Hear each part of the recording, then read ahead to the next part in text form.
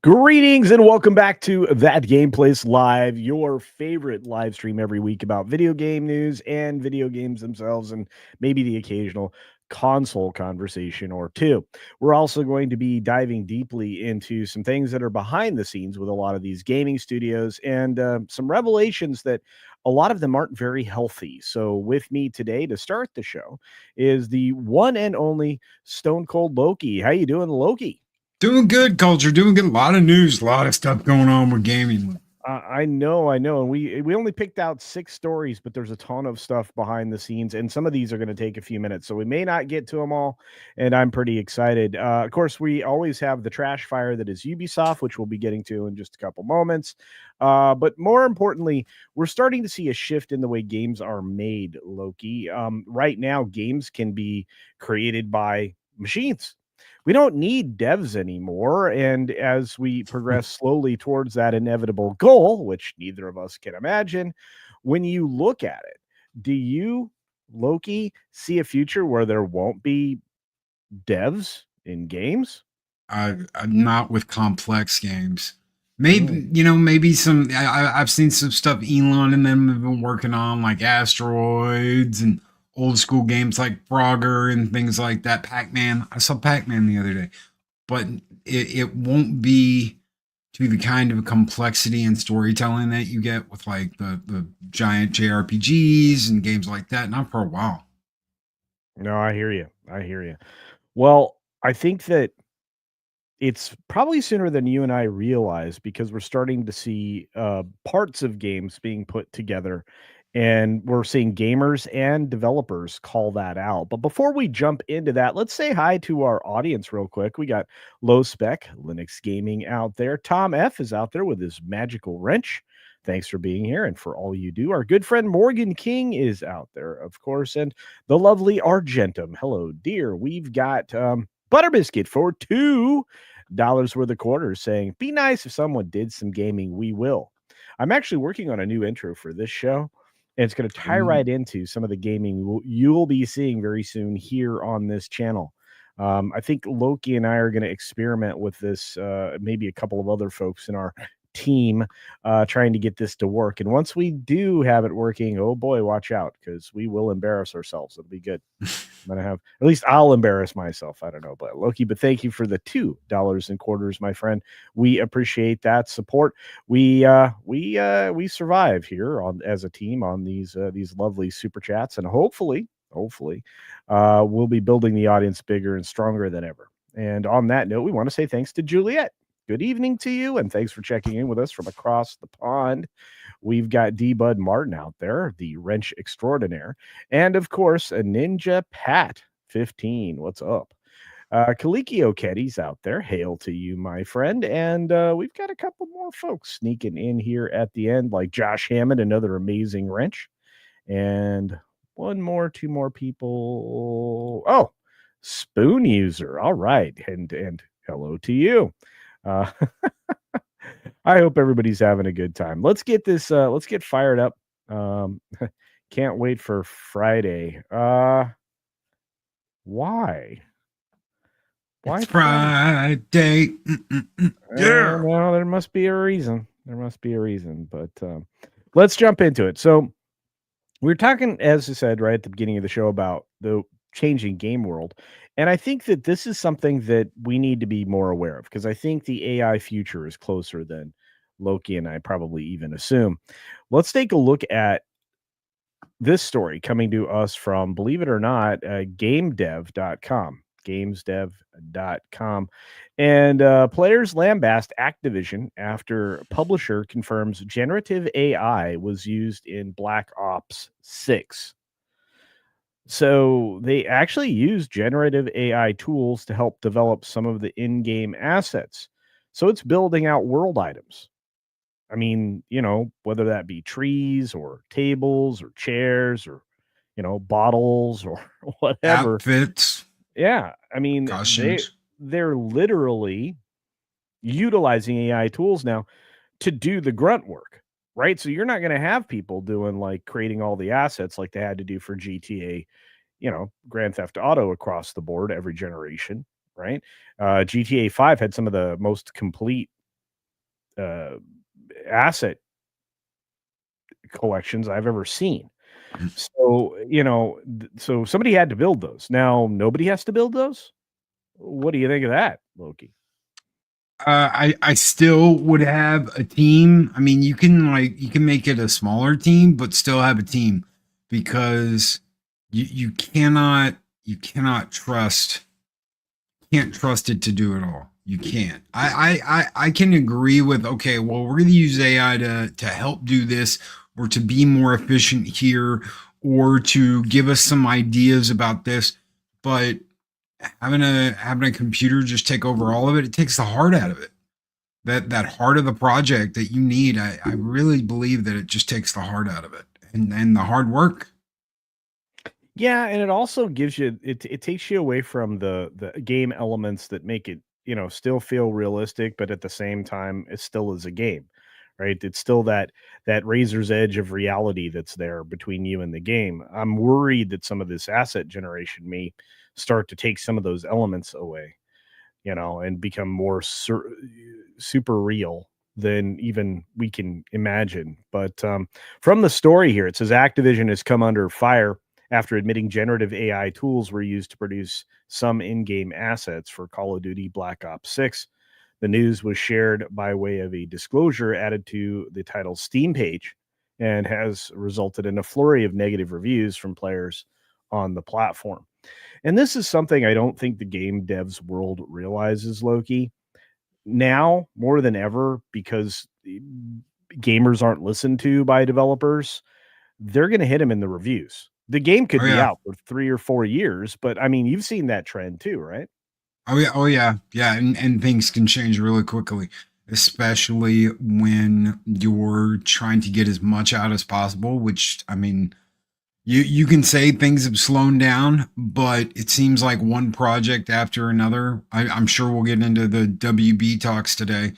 Um, they're going to get slammed to the limit, and they're going to try and use any shortcut they can. And you can either go, well, if you don't have the people, oh, well, if you don't have this, oh, well, we didn't get to hire anybody that could do this, so maybe the AI can do it. There's a lot of challenge that goes into making a game. And you go back to those early devs back in the 80s and the 90s, even in the early 2000s. Look at the original BioWare crew. You had a dozen guys in an office. Although all those people had a job to do, and they had to do that job, and they had to do it well. If you're saying, well, we don't really have to do that job that well, all we have to do is babysit AI, that's a major problem. Yeah, I think that it's a major problem, but I think there's a lot of lazy that comes along with AI. I mean, it's one of the reasons why you can't trust AI to be your research assistant just yet, because it makes a lot of mistakes. But when it comes down to creating physical objects, I'm afraid the authenticity of it all will actually just wash away. I think you won't be able to, it won't, because of the imperfections in the game design of the asset by whoever designed it. AI is going to design everything perfect, so it's all going to look maybe too uniform. I don't know. It doesn't hit me right. But anyway, so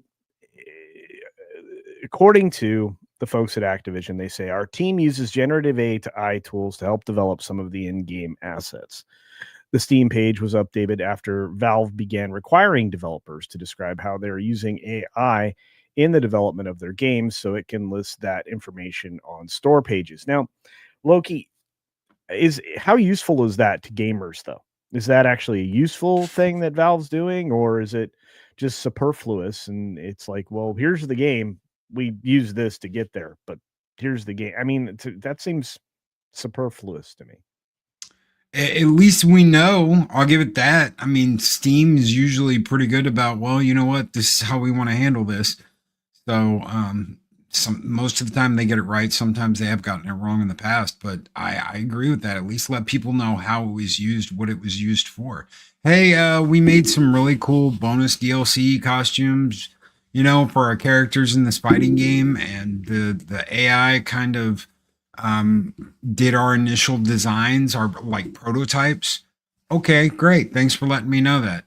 Now it's your decision whether you want to spend, $4.99 on that outfit or you don't want to. Is the AI really going to change whether you're going to buy that or not for your fighter in a fighting game? Or will it just look cool and you're like, oh man, that looks great. I really don't care who that created it. I'll pay the money anyway. Yeah, I think that's a good perspective. But let's bring in a writer to have talk about this real quick and their opinion on well how AI is now going to be used in games. Spencer, Boo! Spencer! What up, Loki? What up, culture? What Hey. up, game place? That's right. Long Hey, time no see with our new schedule, but I'm glad to be back. I mean, it's I'm only been a glad. week, but Hey, I'm glad you're here, and I'm also glad to get your perspective on this as the editor in chief of Bounding into Comics. Since you write about this stuff, I would imagine you have an opinion.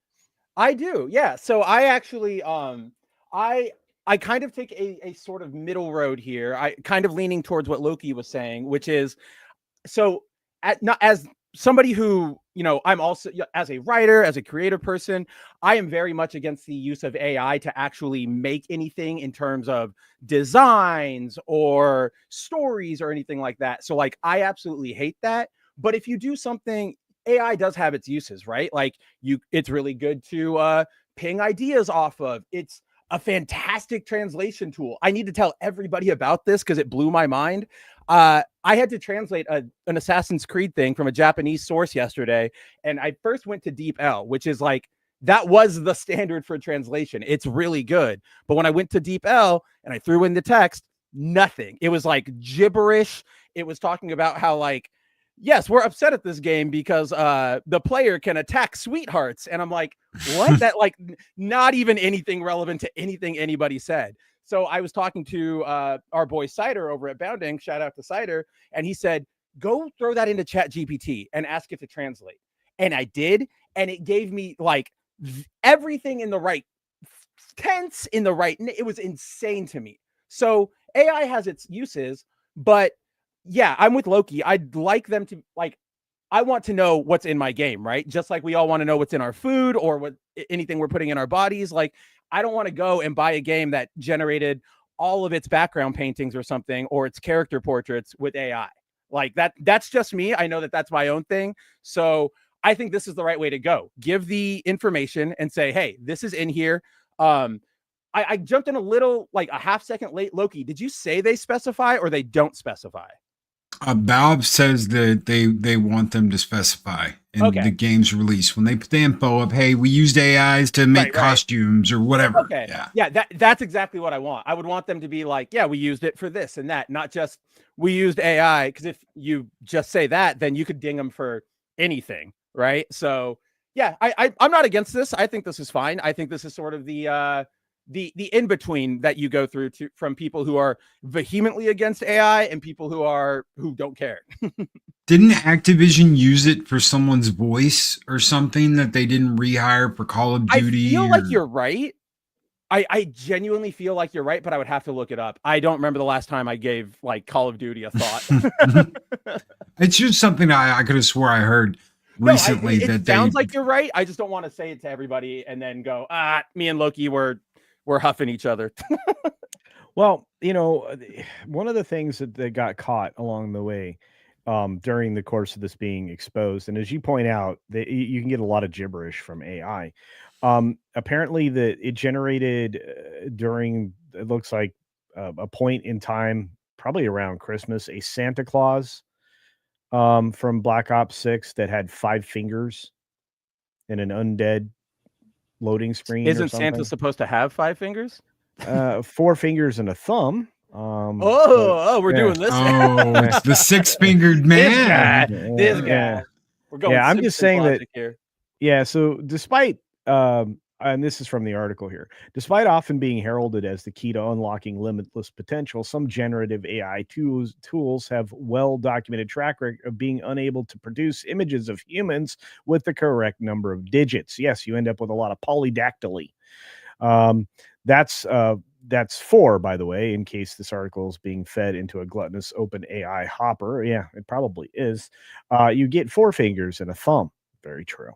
So since Activision can't be bothered hiring real people anymore, I've decided to take advantage of AI myself and ask ChatGPT to write this negative review for me. One user wrote before making good on that promise. So here it is. This is the complaint via AI. Really, Activision using AI? There's what, 5 studios now all making Call of Duty, and yet somehow there's not enough people to make all your Oh, dude, the required last assets one by was like hand. 6 or 7 different studios. They pulled in Yeah. everybody. It was like Activision, Ravensoft, whatever exists of them anymore, Treyarch, like pretty much anybody. It was sort of like a greatest hits tour that had all of your guitars like not tuned right, and the venues were wrong, and the set list was bad. Like that last Call of Duty just wasn't that fun. So let me ask you both a question since we're kind of done with the article. I just think it's kind of funny to use AI to complain about AI, but we have to come to realize we're going to be fighting this forever now, right? And it'll be gamers and versus developers forever. And I don't understand why setting up an adversarial relationship like that, why they think that's a good thing. I don't agree, but what do you think they can do to add harmony to this situation between developers and developers' use of AI when it comes to games? Is there any way to have everybody get along on this, or I think is this it is it, possible? honestly. Like, this is going to be a bit controversial for our crowd, but hear me out here. When and like I am glad they are gone now, but the like the content warnings we see before, like, well, it was in front of Disney stuff. Sometimes if you buy like old Looney Tunes DVDs or whatever, they'll have them in front of it. You know, these cartoons or this movie contains like outdated depictions or whatever. To me, I know that, you know, we on our side, we go, why is everybody being so sensitive about this? But to me, I always saw those as the sort of perfect compromise, right? We still get the unedited thing, and you get one little performative message that is just 10 seconds in the beginning of something, and we can all move on with our lives. Because I think at a certain point, if you're trying to find a good 50-50 split, you have to realize like both sides are not going to be completely happy, but you need to find a way to make everybody the happiest as possible in that situation. And so, like, you know, what are the options? Ban AI? I don't think that's the way to go. Ostracize people who use AI? I don't think that's the way to go either. So I think this, just informing people and letting them know, like, this has AI, that's the way to go about it. I agree. I absolutely agree with Spencer. Just let them know, put up a thing. Hey, we did this and this and this with AI, and people would be happy. Just be honest. If you're gonna rip off someone's voice, like a voice actor's voice, do not use them in the first place. So if you're like Activision, right. don't hire somebody, have them do the role, and then for like the multiplayer, use some AI that sounds like them. That's dirty. That's dirty. You already hired the actor, just pay him what he's due, and put in the hours of work to get the DLC, extra stuff, whatever. Don't just take someone's part. I don't even like Hollywood. I'm not even behind the voice actors, but I'm the one saying don't screw them at it, because that's their job. That's how they make their money.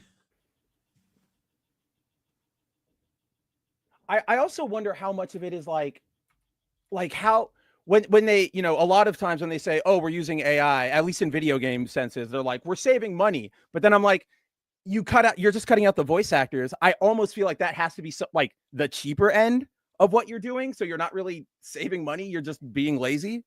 Yeah.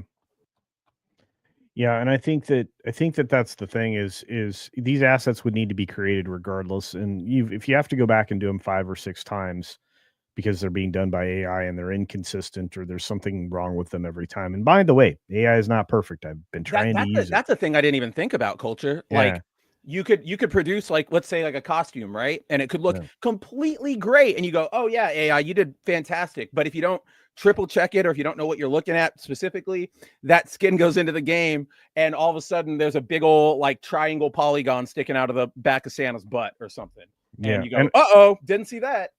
Yeah, and that's the other problem is like you're going to get a lot of, you know, material that isn't good. I mean, like I said, I can't use AI as a research assistant reliably because Sometimes they get garbledy-gook, or they, or it serves up like a website that doesn't exist.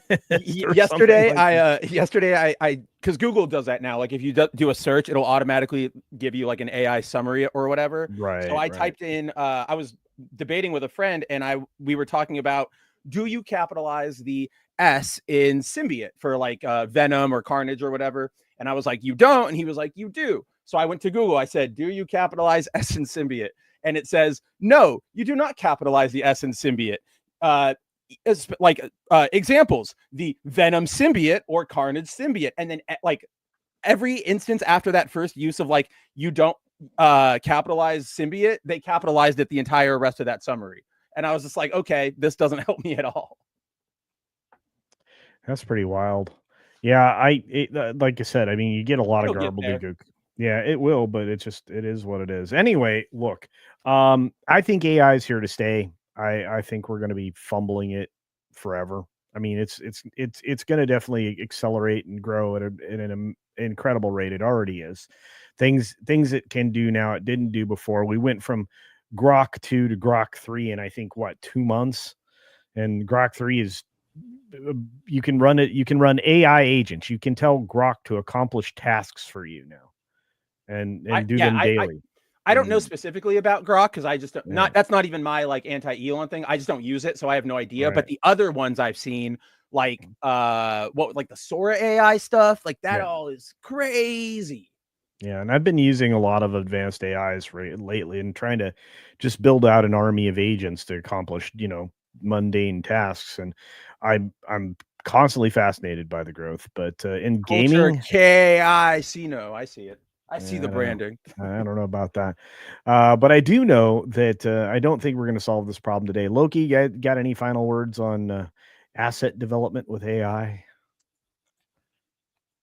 With what we've been seeing coming out of the schools, the people that are coming out of these schools, they've had to deal with like 3 or 4 years of DEI training and all of this nonsense and stuff coming out of these graphic schools, especially overseas. If you don't have a good team of people, and this is what you have to fall back on, get a good team of people, okay? Because a good team of people will trump all of this every single time. A good team of people that are going to work hard, that are invested in what they are making and want the game to be successful, it will work. How do you know that, Loki? Because we watched it for decades. We watched small groups of human beings come together and build something magnificent that went on to be a dynasty. It's only now in the last decade that we've gotten over all of this any day of the week. Yeah, no, I'm with you. I think humans win. And Loki is right because he was passionate because you could hear the entire like fist banging the entire time. And I was like, oh yeah, he's going. Go Loki, go. Took his shoe off. He's banging the table. Speaking of passion, we got a super chat I want to jump on, grab real quick from our good friend Bass Player 2011 Iffy for $5 in quarters. We are $7 in quarters into we're playing forever. Stream. There we go. Says they should be asking AI to optimize their games. Not a bad idea. I'm sick and tired of 200 plus gigabyte games. Me too. Well, hey, I'm going to tell you a little bit. Assassin's Creed's only 85 gigabytes. Final Fantasy Rebirth was over 150. I was like, oh, my solid state drive can't take anymore. Here's you want to know I actually ran in. Okay, first of all, yes, Loki. I just installed it too, and I was like, that is absolutely bonkers. I had to do it anyway, and it was just like the kick in the butt I needed, but I had to go buy a new SSD to throw into the computer just to like have the space for it to run. But in terms of like Western developers not being able to optimize anything, the Marvel Spider-Man 2 that just released on PC like a couple weeks ago. And I have no idea what the real size is, but on my let's say my One Piece related sites, when I'm going and hanging out with Luffy, there are Luffy went ahead and he repacked the game, which is something that regularly happens with Straw Hats. They like to cut out a lot of the excess stuff, the what do you call it? The like rights management checks and all that stuff, so it cuts down the size. The repack for Spider-Man 2 is 88 gigabytes. The repack, and it's like zipped and and I'm just like, we need to have a discussion. Like this is not okay. Well, and that's the whole point. I mean, Base Player 2011, if he has it exactly right, we need optimized games. We also need like dialed in graphics, right? Consistent through line graphics, which vary.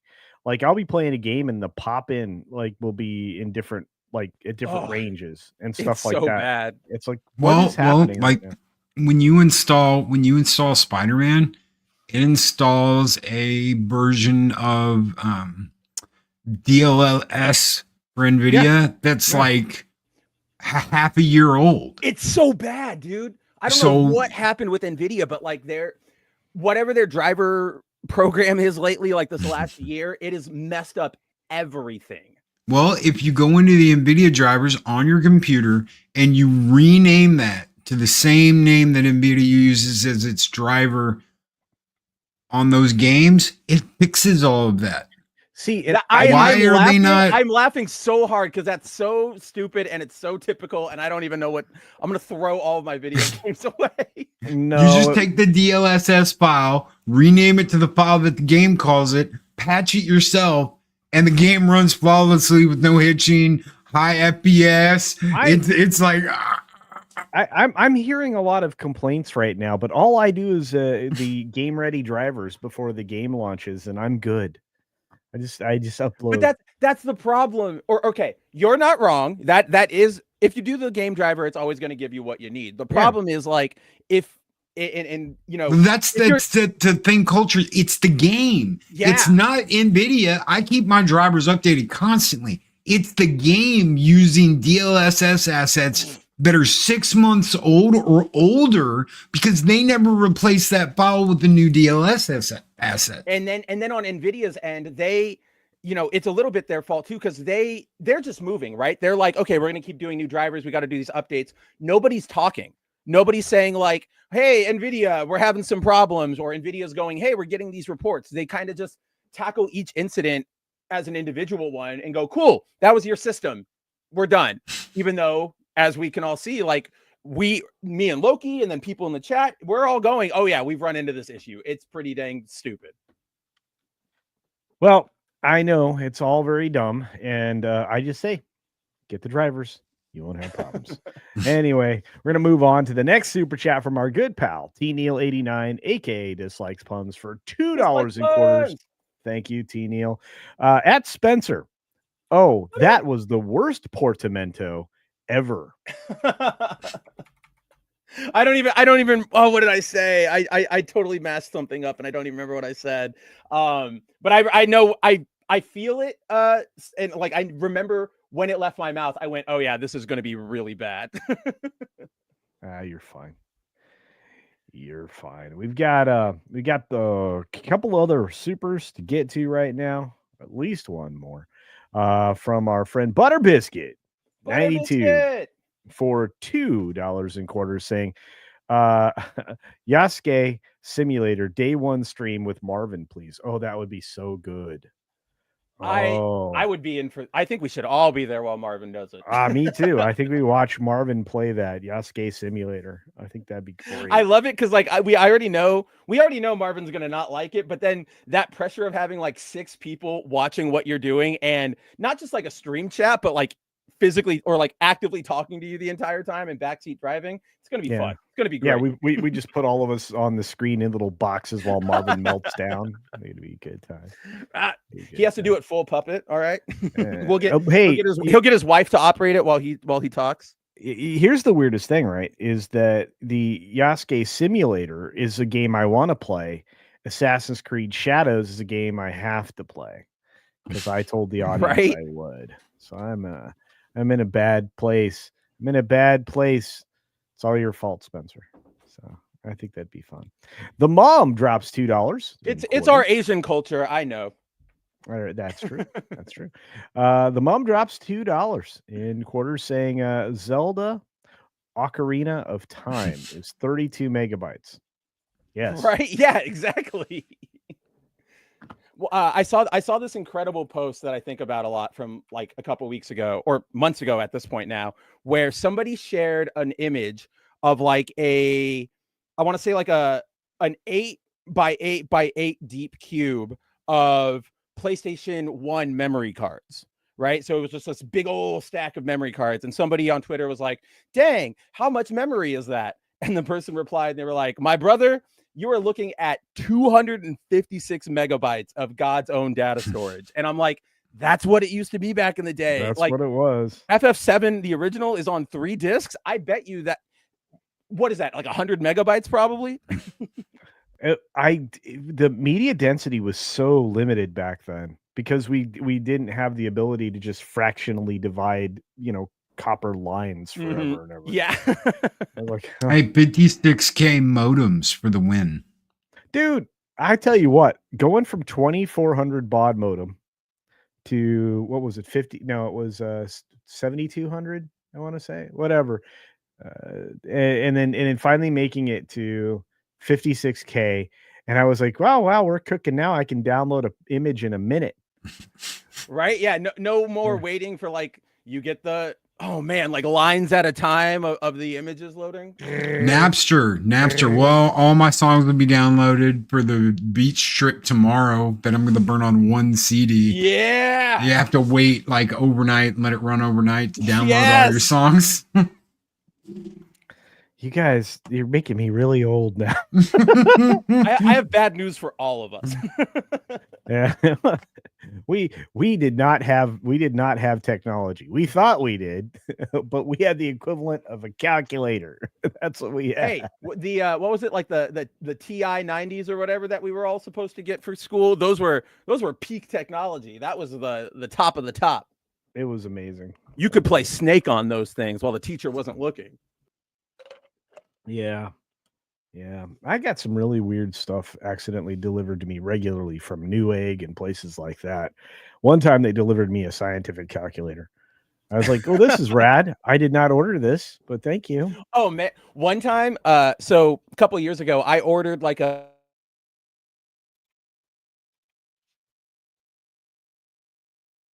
ordered it from Newegg. A couple days go by. I knew it was coming. I saw the shipping. I get the knock on the door. It's the delivery guys. I'm like, cool, was waiting for you. I open the door for them, and they are like struggling to like take this TV up. And I'm like, you guys are big, like you're buff. Like, what the hell is going on here? They get the TV into my house. I start opening it. I don't realize until it's completely open and I've plugged it in and tested it that I didn't get sent my TV, which like it's like an $800 TV at the time, and I maybe paid like $400 for it. They sent me like a $4,000 fucking what do you call it? Like those right on digital connected whiteboards you see in like college like classrooms. They sent me one of those out of nowhere. So it was like this big old kerfuffle where like the guys had to come back and get it down the stairs. And then we had to go to the school and say, hey, do you have a random TV? And they went, oh yeah, we didn't know what was going on. It was so all over the place. That's my irrelevant That's story. bonkers. It was crazy. I almost considered like, should I just hold on to this? Like I just got $5,000 extra, but then I got like a call and I was like, okay, I'll give it back. Yeah, no, absolutely. Yeah, no, it's like, yeah, if it But costs more. then I was upset because I'm like, this doesn't do like 4K or whatever. I'm gonna have to play my video games in 1080. They shanghaied me. It's all right. But hey, at least you're past that now, I would imagine, Spencer. But Butter Biscuits. Okay, sorry. I'm sorry. Yeah. Butter Biscuit for $2 says, that's why I'm glad I have the 7900 XTX, and baby. Wait, a what? That's like a new one, isn't it? That's how? It's better than going with the 50 series. Those melt in your computer. Those were such a misfire for NVIDIA. I'm surprised. I genuinely expected their stock to shrink like massively after that. Those were hitting the market, but the economy's fake, so it doesn't matter. Did either one of you see the 970 test with physics? No. Remember physics? Remember PhysX? back in the Yeah. day, and all the games, Yeah. physics, this NVIDIA with physics or whatever, right? The 970 NVIDIA outperforms the 5090 when it's with physics. When it's That's with the old physics, bonkers. yes, the old How? polygon stuff, because it's there's no using the AI to implement how it does its job, and it's got to go old school. So it doesn't know what to do. It's just kind of like, I'm really smart, but I can't do basic math. Well, the AMDs Many are such cases. All right. the AMDs are reasonably priced at, that XTXs I think are under $1,000 if you really go shopping for them. So, but yeah, I think he's enjoying the card. So, and I don't blame him. And then finally, post him for $5 in quarters. My goodness. Says, hi guys, thanks for the great show. Any of you picking up the Suikoden 1 and 2 remaster on March? The Suikoden. Suikoden, thank you. I might. So let me clarify this. I'm interested and I really do want to play it. I just don't have a lot of time anymore. So I will probably pick this up, but I'll let you know how it is in like 3 months when I finally have a like minute to sit down and play it. Okay, well, so yes, it will be picked up and played, just not right away. Delayed, yeah. Same answer. I just got my free. I just got my free copy of Suicide Squad in January, and I'm about to get my free copy of Veilguard. I got way too many good games to play. We're gonna talk about that in a minute. Who wants that? I don't know, but Radio Drago for £2 sterling, proper money, gentlemen. This is a lot of quarters, just so you know. Daggerfall is only 230 megabytes with a map the size of the UK. Holy cow, that is true. Man, what happened? What happened? They got lazy. They got lazy, and they went to these weird engines. And instead of doing what they'd done, they thought, we'll be smart. We'll be like CBS Paramount. We'll be smart and get into the streaming game. And yeah, we saw how well that worked. But then it's like, how do you expect people to stream 150 like gigabyte game? Like, maybe the only people who can stream that are like the tech bros in San Francisco. The regular person can stream that for a minute, and then they'll get a call from their ISP that says like, are you doing like drug trafficking? Did you open up the Silk Road again? Like, what is with all this data like flowing through random apartment in, I don't know, like Tennessee? Oh, that would be wild. That would be wild. All right, well, let's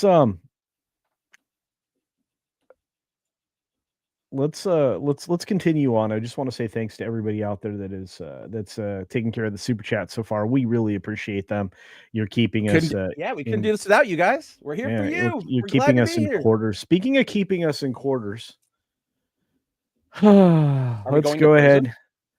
No, let's jump into the fact that the game industry is shrinking, gentlemen.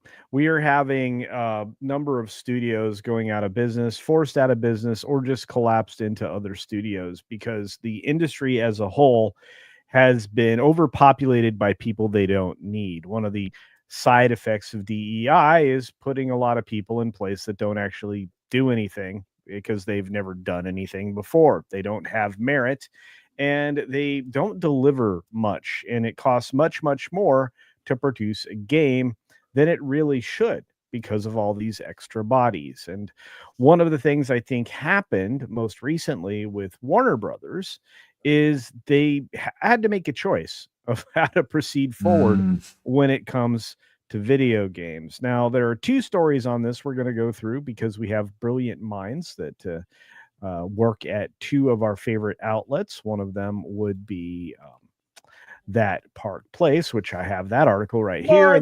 Marvin. And the other one is Bounding into Comics, which I actually have waiting in the wings. So some guy. I think it's you. But anyway, but Warner Brothers is canceling Wonder Woman game, which actually looked pretty good. So now I'm actually legitimately bummed about that. Yeah, so am I.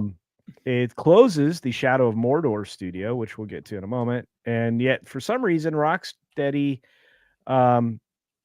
opens as game division continues to reel Uh, uh, from uh, Sweet Baby Inc. Can I just say, imagine this, okay? Imagine you are at this studio, you're running the studio, you've got a team, you're making this Wonder Woman game. Rocksteady, who is a sister studio, stumbles. And it's not just a stumble, but they fall down the stairs and they hit every ugly stair on the way down. Okay, with the game they came out with, Justice League. You're still working on this, and they tell you, shut it down, you're going home. We're just gonna have Rocksteady do this, this, and this. Imagine being them and watching Rocksteady just do a face plant with the release of Suicide or the Squad, and you're punished for it. So I'm gonna push back, and I actually don't find it that insane that Rocksteady still survived this, because no, I'm not saying that's insane. All I was saying, Spencer, was imagine being the head of the sister studio that didn't have the flop, and you're told you're fired because reasons. Well, that to that I will say, from the reports we've been seeing over these past couple of weeks, it seems like Monolith kind of was just waiting for them to put the bullet in the back of their head, because this Wonder Woman game was it was announced in 2021. And for the last 4 years, the leadership, the president who's leaving in a couple months, he jerked them around. He was like, oh, we're going to, so they started making Wonder Woman, and it was an original IP. So they wrapped up Middle-earth, Shadows of War, which, by the way, those games were awesome. Like, I love those Shadows games. Nemesis system. Yeah, which we're never going to get because they have it locked down under copyright for 11 more years, which is absurd. But Monolith was making their own original thing, and Warner Brothers was like, that's cool. All right, cool. Out of nowhere, this president guy comes in and says, yeah, I'm actually going to need you to sort of switch what you're doing, and we'd like you to start making a IP-based game that we can maybe turn into like a live service RPG. And so they went, okay, I guess, like, you're the boss, sure. So they started working on it. And once they started working on it, they started getting no communication from the president, from leadership. So they went, hey, here's all the stuff we're working on. Here's the IP we've chosen. Here's what we're doing. And they would hear nothing for months on end. And when they did hear anything, it was, keep on. This looks good. We'll get back to you. Until about a year ago, when they got called into the office, and the president, I forget, Haddad, he just said, yeah, we don't want to do that anymore. We need, do a Wonder Woman game. That's what we want. We want a Wonder Woman game. So they started working on like this live service Wonder Woman game. And then a year ago, they went, yeah, this isn't like, okay, Haddad was like, yeah, this isn't working. Can you guys just make like a regular action adventure Wonder Woman game? And so what we're looking at is less a symptom of DEI, because in Warner Brothers' case, that DEI stuff is all on the ground, right? It's the Sweet Baby Inc. It's in the writing. It's in the character art. It's in that. What you're looking at here, the Haddad and all the executives, they care about money. So what they did is they said, live service is popping off. Fortnite is great. Let's make everything a live service. So that's why Suicide Squad became a live service. That's why Wonder Woman for a little bit was being developed as a live service. It's greed and incompetence by somebody who, according to everybody who worked under him, like, the guy doesn't know video games. And that's sort of one of the big problems that you two touched on before I jumped on, is that this industry, nobody cares anymore. Nobody really cares about what they're working on. They all just see it as sort of like a job. Not even like, oh, yay, I get to do this, but like, all right, I'm going to put in my time, then I get my money and I'm going to go home. And that's what leads us here. When you have people who don't understand the business or the culture, and they come in and they just say, let's do live service, and everybody else goes, no, we shouldn't. And they still go, I think this is going to be great. You could have had the greatest, to take a complete opposite. Even if you could have had Doge come in and say, oh, we're all going to write this game, and it still would have been bad, and it still would have failed, because it was a bad genre. It was a bad move. Yeah. Yeah, but when it comes to this game, and again, I'd only seen the concept art because that's really all that we ever got to see from That's it. all we ever got. Yeah. Yeah, the concept art looked really good. I liked some of the stuff that we got to see that was previewed a year ago, I want to say, on Twitter and in a couple other places. It was actually sourced through LinkedIn, if I remember correctly. But regardless, this game had a lot of potential. A lot of the early stuff when they introduced it, the introduction teaser was fascinating. It And looked again, pretty cool. Yeah. you have a winner of a studio in Monolith. So it's like, what is happening? So according to the article here from Marvin, the decision comes amid ongoing fallout from the Squad Kill the Justice League's catastrophic failure, which I don't think any of us will deny happened. No. And the studio is also closing down First Player Games, which is Multiversus. Well, that makes sense. That one. What an I'm like, issue. yeah, you guys Yeah. were gone. Yeah. I mean, and again, the chase for the live service game, games as a service, kind of a Fortnite kind of model. I think you only are going to have X number of competitors, and there won't be any more room for anybody else. So I don't know why they keep throwing their No, things at you're this. completely right, Culture, because one of the biggest things that kills a live service's potential is, admittedly, a lot of the live service games that we have seen come out or previewed and then canceled, they didn't look how do you put this, like foundationally bad, right? Like the gameplay looked solid. Some of them had decent graphics, maybe some decent concepts, but the problem is players already have probably at least one or two live service games that they're already playing and they're invested in. To ask them to completely abandon that and go to a completely new ecosystem where they have to rebuy, their skins or get back into the flow or whatever, that's Right. an immense ask for anybody. And It's a huge financial ask. yeah, that too. Yeah. Even if it's free, just asking somebody, oh, you want to play as, for example, you can be the turtles in Fortnite, but oh, you want to be the turtles in Call of Duty, you got to pay for it again. And it's just like, well, I'm already Donatello over here. I might as well just stay over here. And that's the problem, right? Is like the limited thought process of developing skins in the first place is part of the problem. But you don't need to ask people to pay for various things in various games all the time. And look, you're in an existing ecosystem. You can only maybe afford, two or three. What is the latest Marvel game that Nettie's just laid a bunch of Seattle studio guys off of? Marvel Rivals. Yeah, that thing is probably the last thing. You know what I mean? I can't imagine this ecosystem of live service combat, working out for anybody. And games as a service is a bad idea because then you're irritating your customer base all the time. And nobody wants to be monitored constantly. And I'm telling you what, I mean, PlayStation Network just finally decided this isn't worth it. They just finally decided that. So you're going to see less of that when it comes to games that are outside of that ecosystem already. So outside of PSN, I don't think they're going to keep forcing the PSN thing on you. So just keep that in mind. Like a good move. But you're always going to have those big companies like Rockstar that are like, oh, we want to absolutely monetize the online portion, and we're going to have this huge online environment, and the single player side suffers. So even if it does have some kind of single player thing, a lot of they want to double dip into both. They want to sell you a single player experience, but they also want to sell you that online experience. And the more you play each, the more you want to play more and spend that more money. They want your money.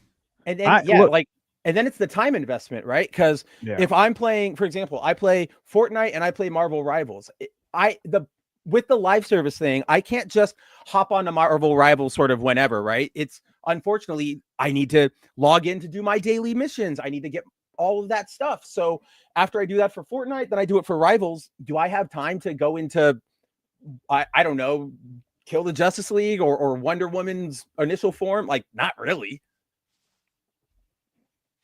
Yeah, I mean, That's why being a single player gamer it's a quiet life. That's why we say that, Yeah, I heard you retired from playing MMOs. It's a quiet life. It's a quiet life. It is. I'll say this though, Loki. I feel like we went through a really bad drought of single player stuff over the last maybe decade. but I definitely feel like we're slowly getting back to at least offering us single player players something.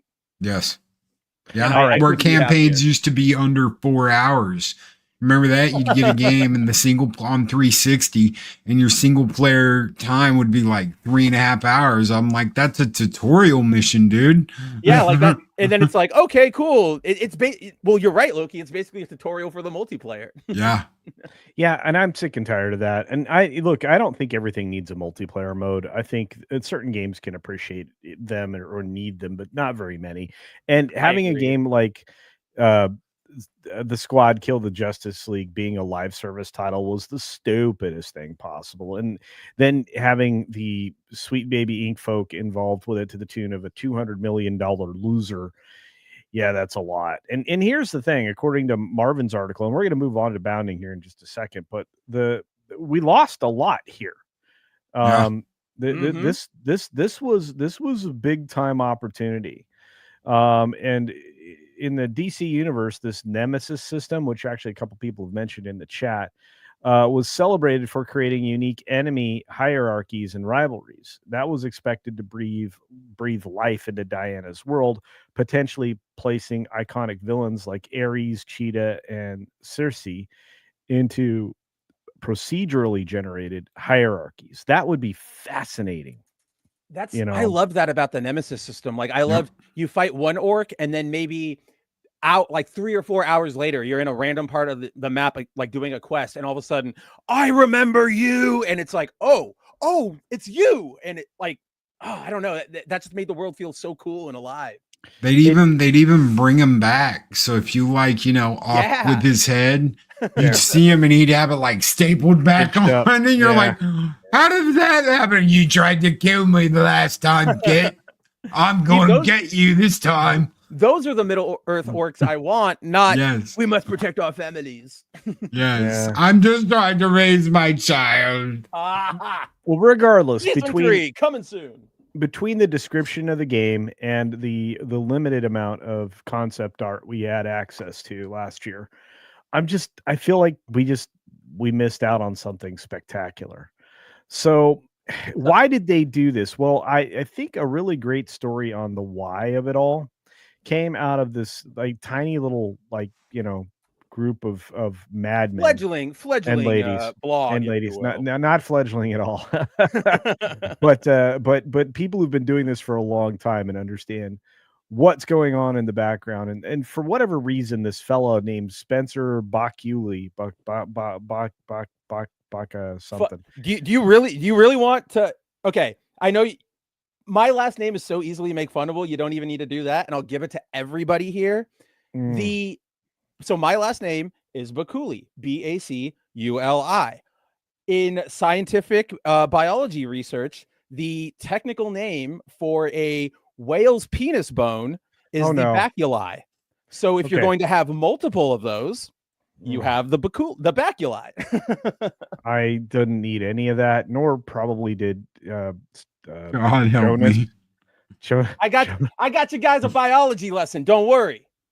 Jonas may he may be apoplectic after this. We don't know. But what we do know is that this article is great, Spencer. And it says, you got my number. Hit me up. Kick me off. In hopes of getting back to profitability, and I think that's the motivation here, Warner Brothers Games shutters Multiversus. That made sense. Okay, on board there. Wonder Woman did not make sense. Why not just can the Justice League game? Why not just can that? It is canned. It's done. But I mean, like, servers offline, you're not taking care of it anymore. Get whatever you can get money back out of that, and they should have never released it. They should have. They needed that advice like 6 years ago. Yeah, and that's the problem. It's like, because like Loki, you're not wrong, but at this point, I sort of go like, I'm with Coulter. It's like they've already done it all, and like, it's not gonna help. Just erase it from existence. The American version of Tiananmen Square. They'll be happy. We'll be happy. Everybody will be happy. Can you imagine, like, you brought this up, Culture, when you were like, they didn't need to make this a live service game. Imagine if Rocksteady, even if Warner Brothers really wanted to push their synergy for this villain team that really hasn't even taken off ever since this push. People really only like Harley. But imagine if all 4 of those main characters were given the same level of care and dedication as Batman was in Arkham, right? So they each had their own kits. They each had their own unique ways of interacting with the environment. That would have been probably a lot of fun. But then because they had to go live service and, oh, we need to make sure everybody's on the same page and nothing gets too weird and people don't break the game, they go, okay, King Shark uses a gun. You know who else uses a gun? Captain Boomerang. It's so disappointing. It really is, because they could have. And they could have breathed life back into Rocksteady. It could have been great. And it's greed. It's nothing but greed. What you were talking about earlier, Spencer. It's just nothing but greed. They wanted the online cheddar. It's an always online game. It's going to be like Fortnite, but no, it's not. It's not Fortnite. But speaking of not Fortnite, so the quality of too many of our new releases is really missed the mark. So you ditch something that people want to see for something else. We could have we did tell you this like 6 years ago again. Yeah. I mean, look, anyway. So seeking to right their sinking ship following the recent storm of failures, Warner Brothers Games has announced that in order to restore their operations back to profitability, which I believe is basically their drive here, they will officially be pulling the plug on 3 of their subsidiary studios, including Multiversus creator Player First Games, and now canceled Wonder Woman game developer Monolith Productions and their San Diego-based support team. Word of this massive operational shakeup first broke on Bloomberg. Jason Schreier's 24th reporting, who learned of the development via his insider sources before being publicly confirmed by Warner Brothers themselves later the same day. Pressed for comment on Schreier's scoop by Kotaku's Ethan Gach, the publisher, or Gach. No idea. Your guess is as good as mine. I don't know. I'm just going to say Gach. It's Gach. The Cleons say Gach. Gach. Okay, I'm going to choke. Sounds like I'm dying. The publisher responded with a definitive statement confirming... Michael Dorn, we need you. Yeah, we do. We have had to make some very difficult decisions to structure our development studios and investments around building the best games possible with our key franchises. Harry Pothead, Mortal Kombat, DC, and Game of Thrones. They're not even doing anything with Game of Thrones. And or DC. What DC? You just canceled Wonder Woman. What DC? That's a good point. I guess technically DC Online is still running, but I actually don't know if they even know they own that, because I feel like they would have shut it down years ago. Hey, there's nobody in here. Why are we paying for this server? They just forgot about it. It's a server run by hamsters in a closet at WB, and they just forgot. It's the server equivalent of like Milton from Office Space. It just keeps turning on every day and running. Stapler. Where's my stapler? Anyway, you want superhero MMO 2025? Yes, I do. Further, in light of Middle-earth Shadow of duology developers' closure, Warner Brothers Games further noted that the development of Monolith's Wonder Woman video game will not move forward. They spent 4 years on it. So bad. They are 2/3 of the way through the development of the game. Somebody has spent a significant portion of their career working on this game that never went anywhere, and nobody will see. There's a bunch of stick frame, elements somewhere where they were working out combat and everything. Oh, there's going to be so many cool pieces of art, so many cool ideas that are just going to... I genuinely wonder, because I don't even know this, maybe Loki does, but do they hold... I kind of imagine they might hold on to everything, but considering how big file sizes are getting, like we were just talking about, maybe they bin it. I have no idea anymore.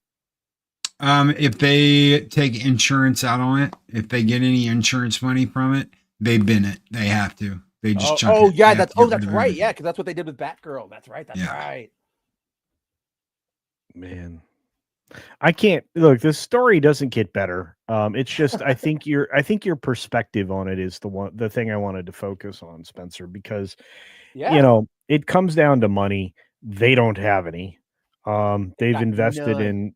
They've invested in DEI far too heavily. Some of the tweets from Madam Savvy that Kaliki Okedi pointed out are spot on as far as this game development goes. And And Rocksteady wants to remake the Arkham games. Good luck. no, we don't trust you. Your founders left for a reason. Yeah, Rocksteady's founders left for a reason. It's the same. It's the same thing that's happened over at Rockstar. Over on it's the same thing that's happened with probably about 98 of all companies, not even just Western. Like yeah. when we get a new Devil May Cry, Team Devil is going to have a completely new makeup from 5 because all those guys left. Just like when they went, remember Metal Gear Solid Survive after Kojima left, and they were still like Team Metal Gear or Team Fox or whatever. Yeah, we're still here, we're doing it, and it was a disaster. At this point, it sucks, but we're at that period of like we have to really look at the individuals, which I know we're all doing on our channels, on That Park Place, on Bounding, right? Oh, this writer is joining this team, that over there, because the names of companies no longer hold any weight, except maybe like Nintendo, because it's Nintendo. It's Nintendo. Oh, Yeah. Square Enix is succumbed to a lot of baloney sausage. Yeah, that's what I mean. Exactly. Yeah, I'm trying to go through the list of like developers that haven't been. Well, they had to go after the Japanese gaming companies. They had to. They didn't have a choice. That would have been their immediate main competition. Oh, well, if Japan's not in with us, then they'll just keep coming out with, beach volleyball and Final Fantasy and all this stuff that'll have beautiful women in it. And well, they had to get the Japanese on board. And how did they do that? Well, you can't release your game in the US unless you have, body type A and B. That's crazy. No, and that's the thing. The pushback is, and it's probably US AID money that was making that happen, Loki. We have to just get into where these things are originating from and gut them. And just get them for whatever they're doing incorrectly and or violating the law with, in order to, because I mean those people, they have no scruples. They'll violate the law left, right, and center to try to destroy us from within. I blame Spencer. So I do too. All right. Well, on that note, we do need to move into some more super chats. We got some wonderful support here from Australia. Hammeroid Hertz says, "Good morning, friends. Tell me about it, buddy." And thank you, wrenches. I agree. Thank you, wrenches. We love our wrenches here. Without our wrenches, don't blow an O-ring. We would get in big trouble. Big trouble. But do be safe in Australia. I know it's you have basically the whole country trying to kill you all the time. So just be safe. We've got $5 in quarters from our friend Pinochet's Helicopter Tours. I'm telling you, that Pinochet guy had the right idea. Concept trailer for Anthem looked great. That's true.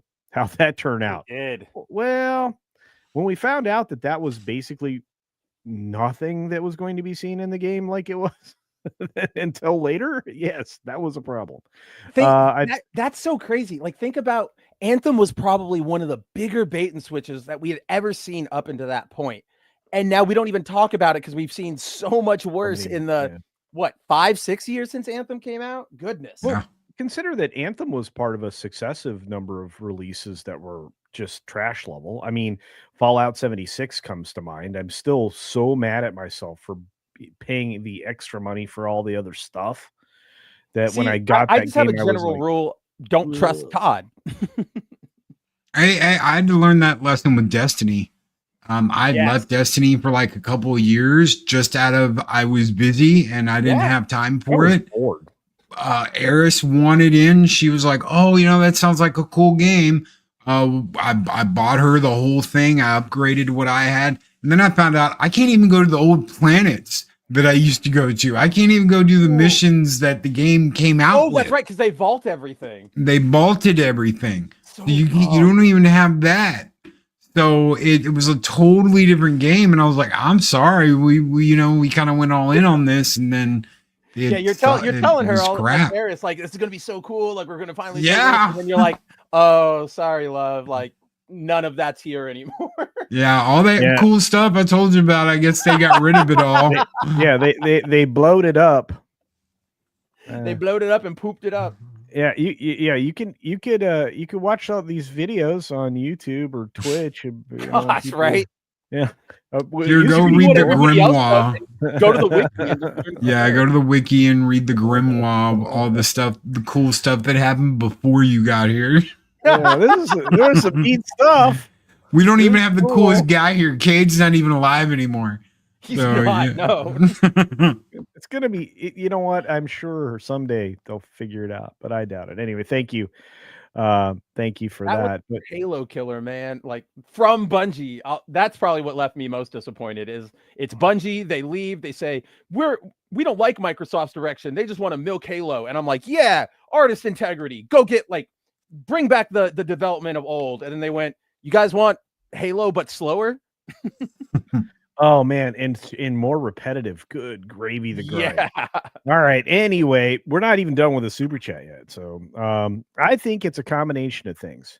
Half live service delusion, yes, and half ESG communism. Yes. Oh yeah, yes. I'm not saying that it's no DEI. I'm just, yeah, I think that's actually the proper, like, threading of it. Yeah, I think so too.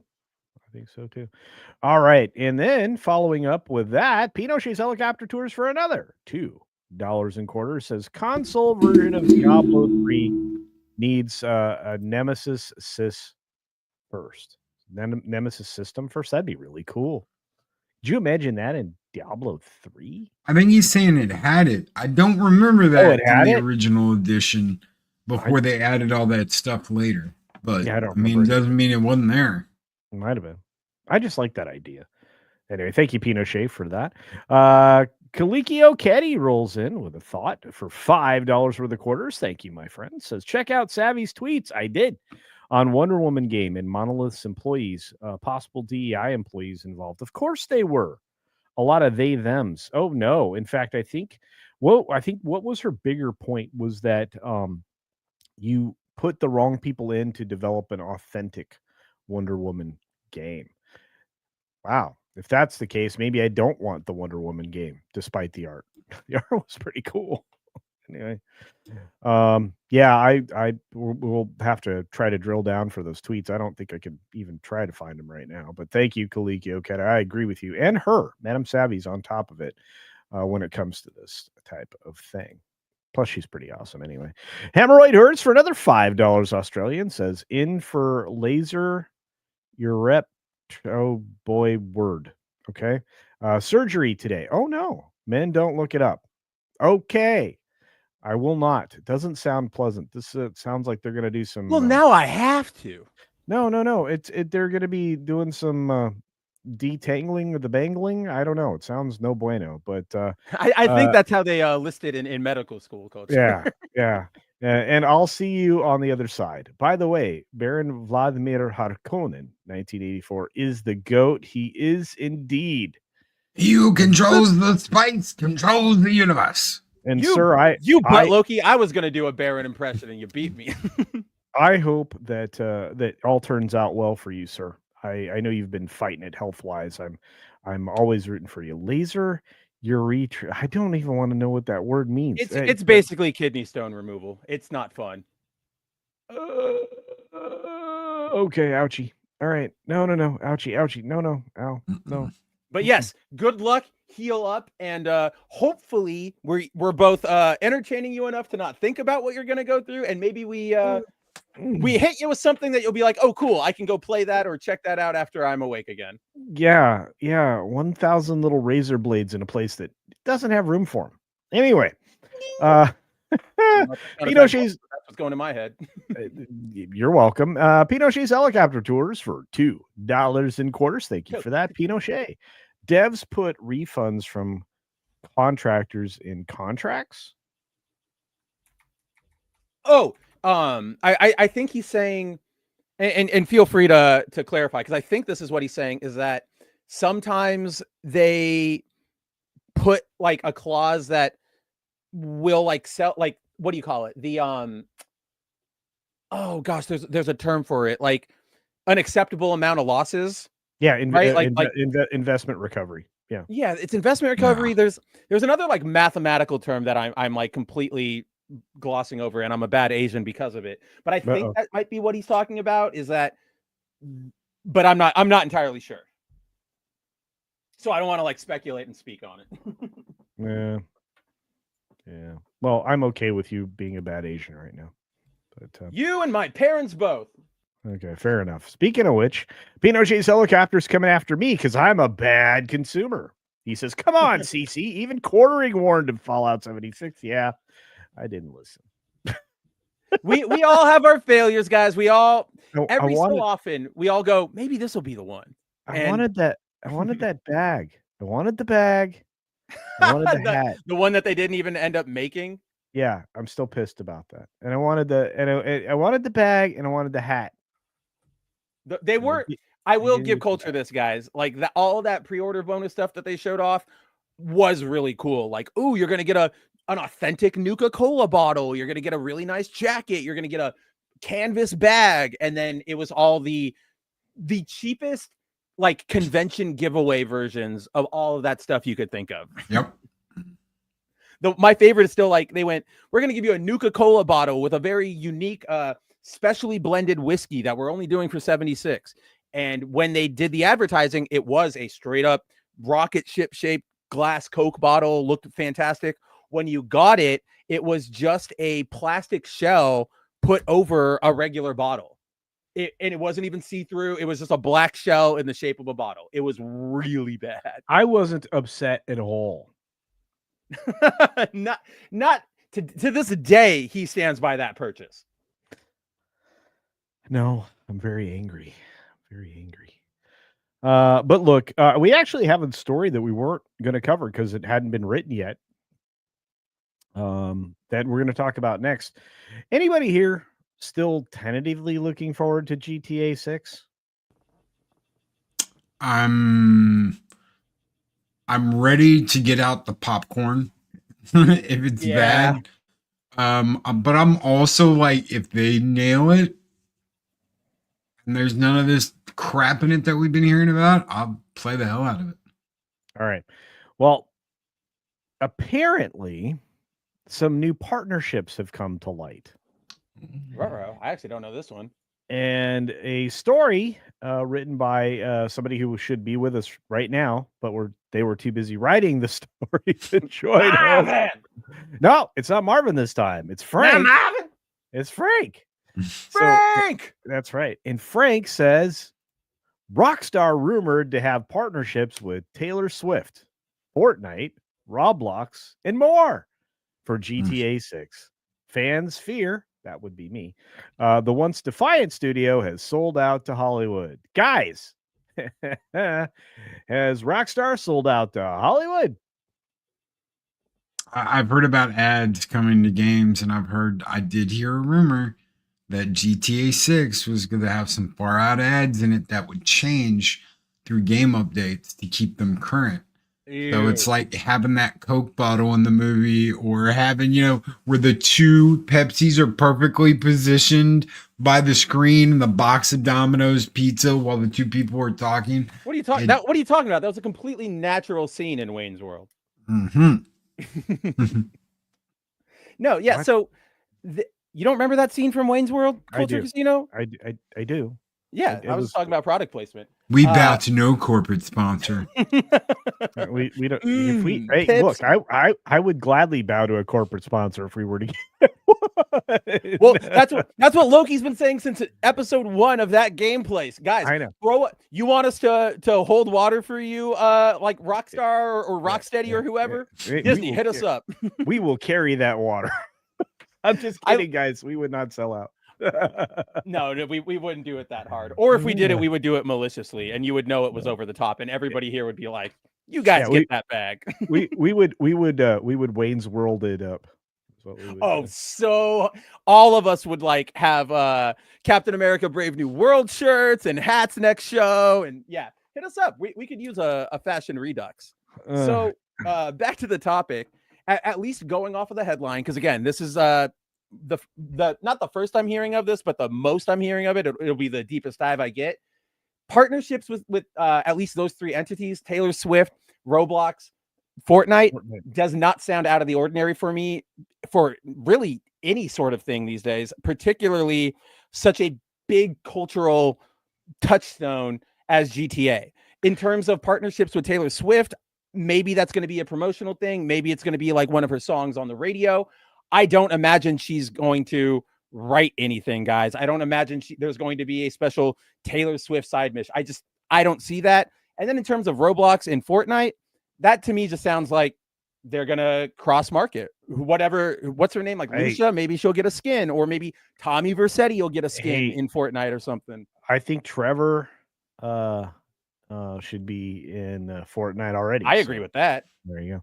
But look, as gamers worldwide await news on GTA 6, recent rumors that Rockstar has entered partnerships with Taylor Swift and other Hollywood elites have GTA community concerned. That would include me. Rockstar has long upheld a tradition of prioritizing collaboration with lesser-known voice actors to ensure quality in their games. The shift began after their changing experience with Ray Liotta during the development of GTA Vice City, where the actors' inconsistent behavior reportedly led them to rethink their casting approach. Director Navid Konsari, who worked on Vice City, noted that Liotta could be difficult to work with, stating, "In some sessions, he was into it, and then sometimes he was very dark and couldn't work." Well, he's a pretty dark dude before he passed. I was going to say, that just sounds like Ray Liotta. Yeah, there were rumors he had a big white mountain on his desk, and he kept saying, "My little friend." It's called method acting, Loki. Method something.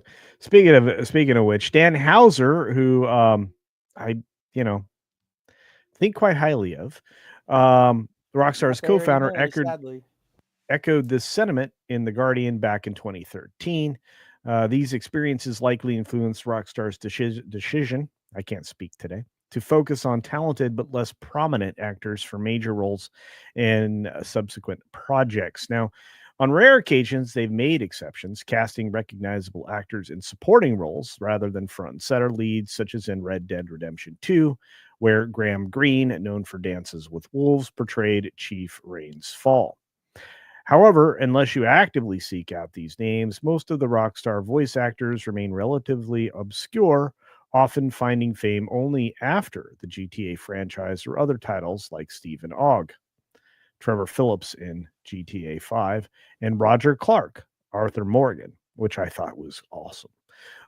Regardless, one thing is clear: Rockstar has never loudly advertised this practice nor leaned on celebrity status to market their games. That's true.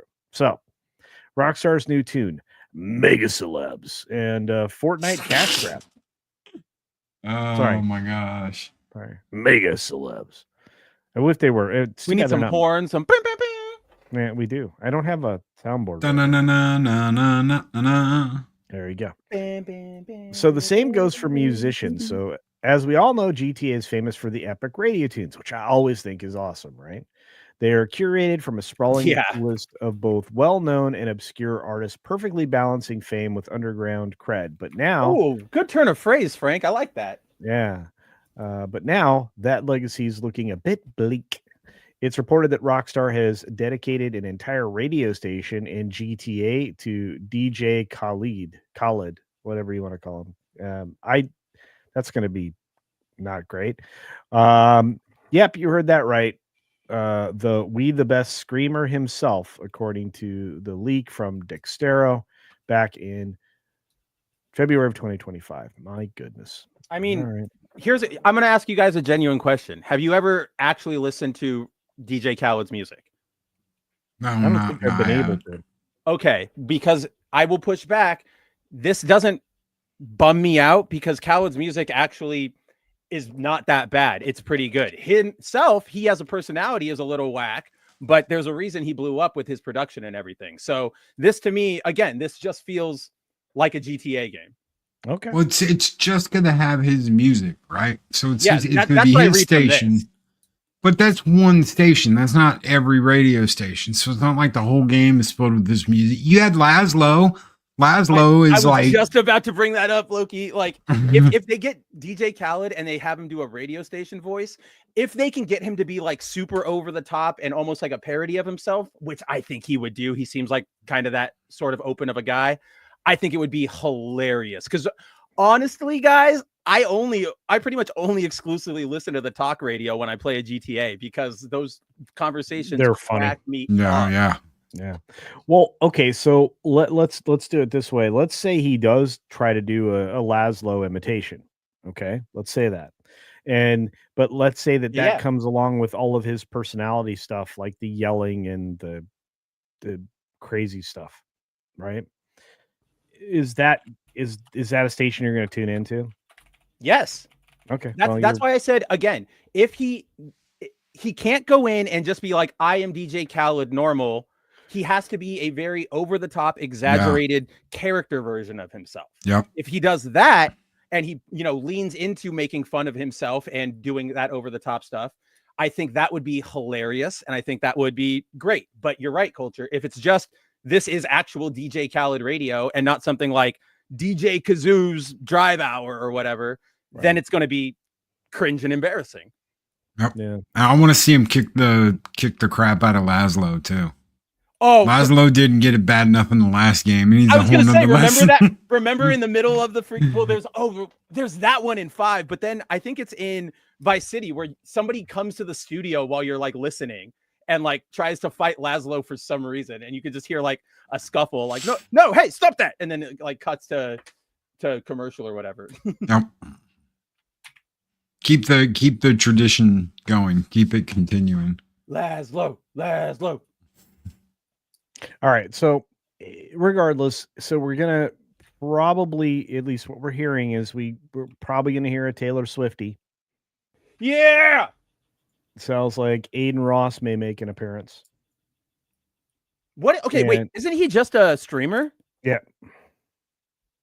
Okay, that makes me a little more worried than the celebrity thing, because if they give him a radio station or some sort of exaggerated over the top quick cameo, fine. But we've seen this trend in a lot of games recently where you just have the streamer in them and the joke or the cameo is just that they're there, and they're always awful and out of place, and just like, what 3 people are seal clapping for this, right? Like there's a couple of them in Cyberpunk.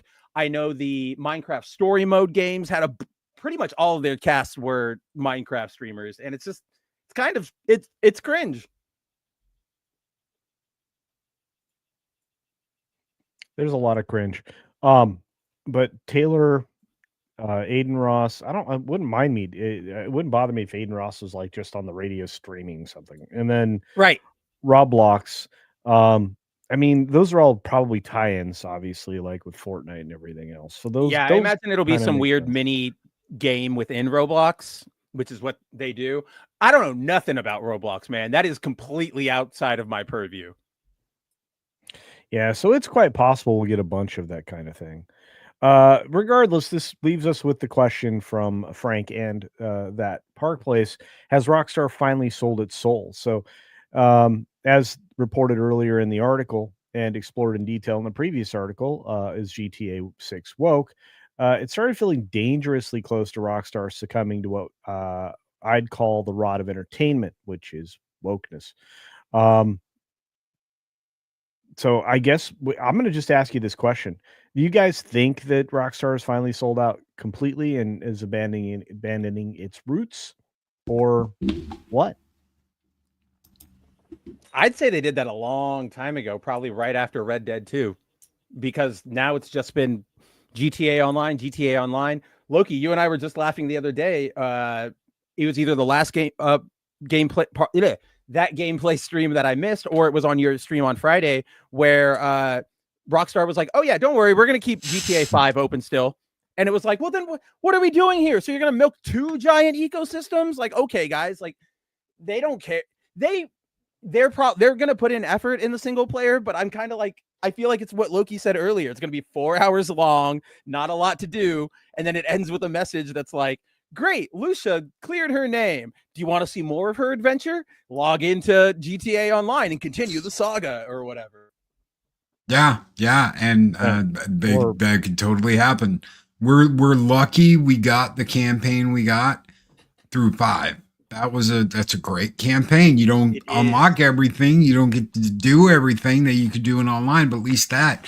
Now Rockstar, they're releasing another version of Grand Theft Auto 5 on PC. You've got to migrate over to that version or you have to stay at the old one, and they're not going to tell you how long they're going to keep the old one up.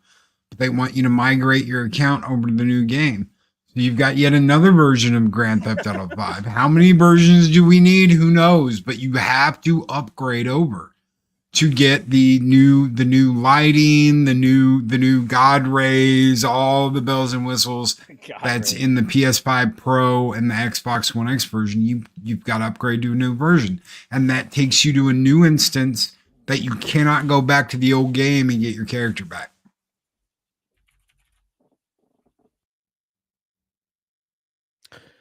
All I know is that I have very low expectations for the game, and likely some of the extended story that you could follow was how Lucia got the surgery. Anyway, we're gonna grab one of these super chats as we round out that particular subject. Thank you, Frank, for writing a great story. We've got to get into this Assassin's Creed thing because I have a feeling we're going to be dining out on that for a while.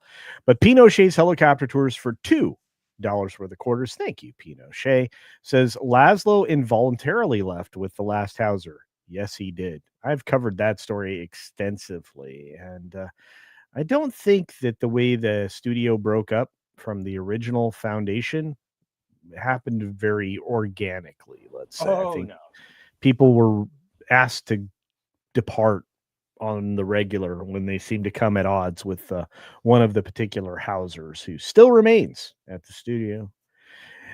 Oh, what a disappointment. Anyway, thank you very much for that. Pinochet's helicopter tours. Let's move on. We've got to get to this story. Now, Assassin's Creed Shadows is something that I am going to be forced to play because I said I would do it here. I might even play it here on this channel. In fact, I probably will.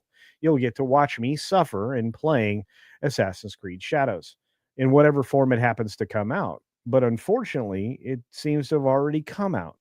And I think a lot of people out there probably have heard this story. And if not, we're going to jump into it right now. So, Assassin's Creed Shadows supposedly made it to the black market, but not really.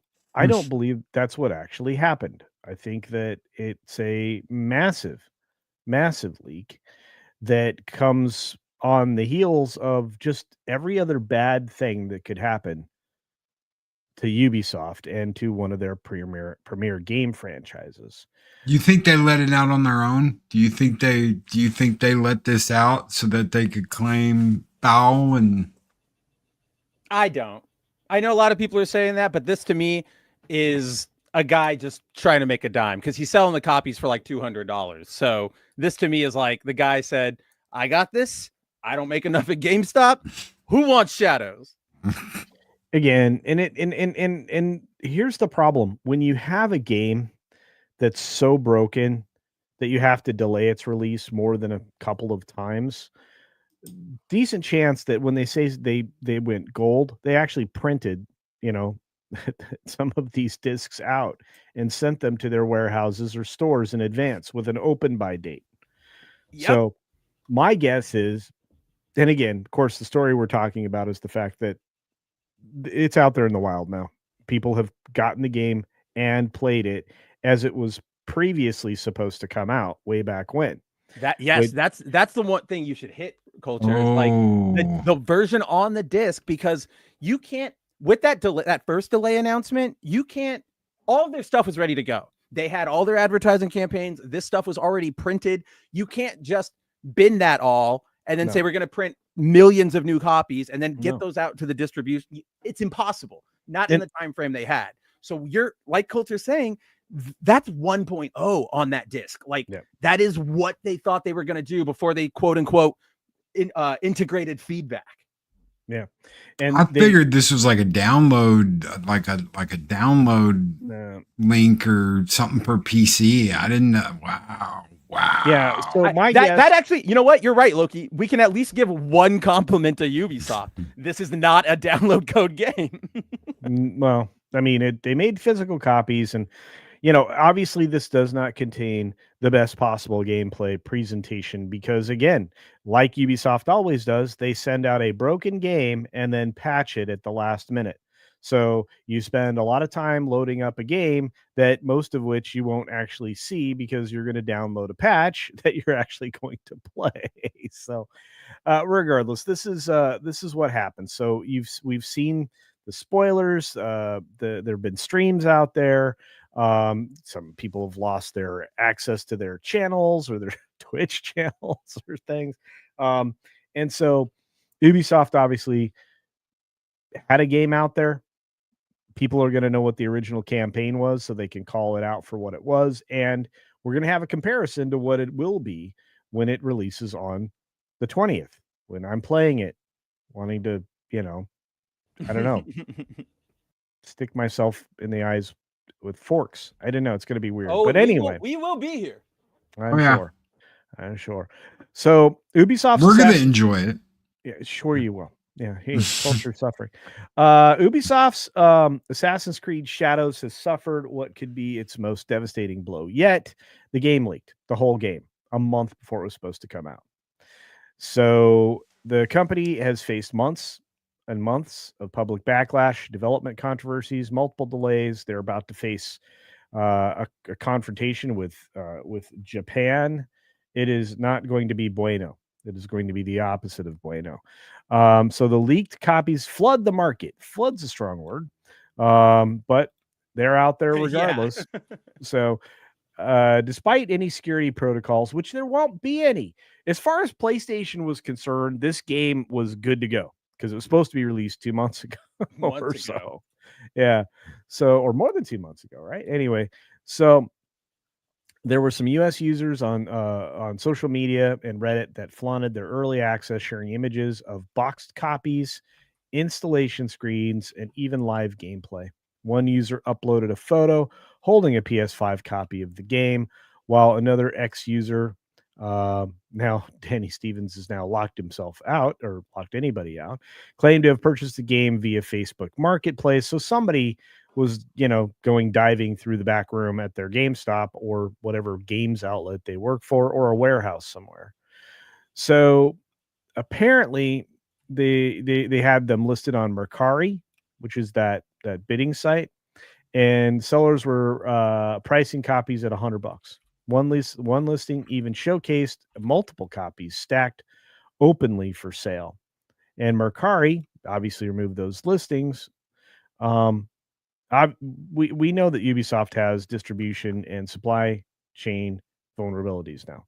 Yeah, they supplied the game months ago when they were supposed to release it.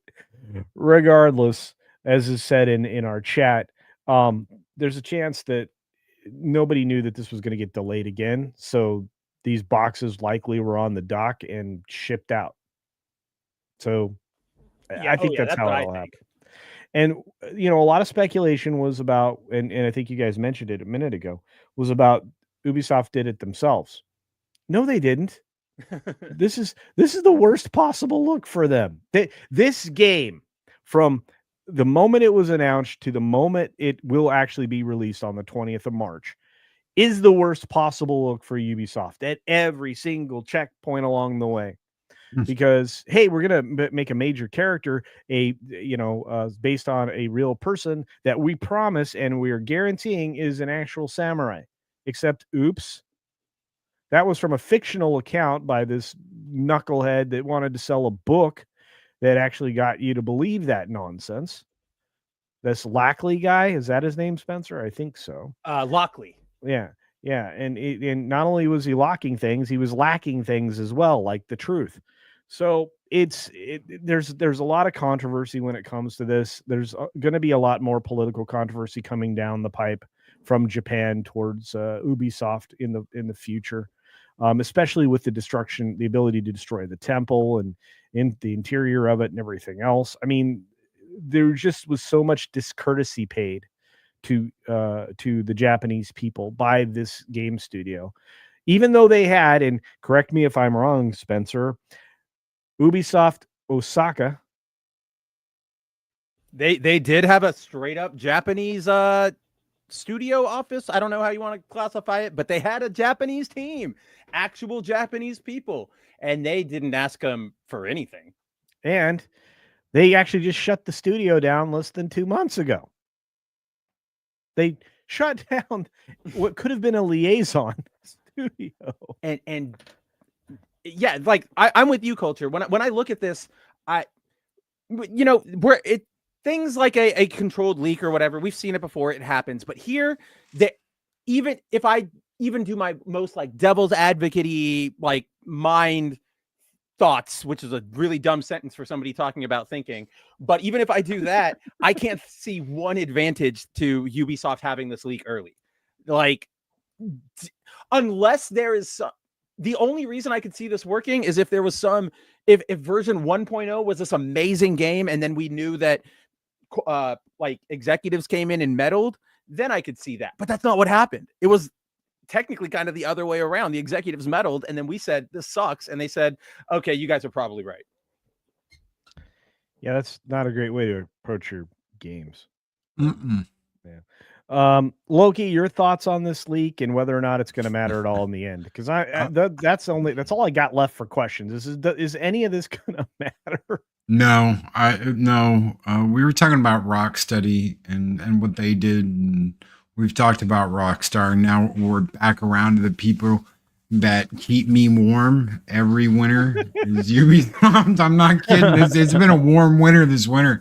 Yes, Culture. I'm like, oh, we're warming our hands by the trash fire again today, are we, Culture?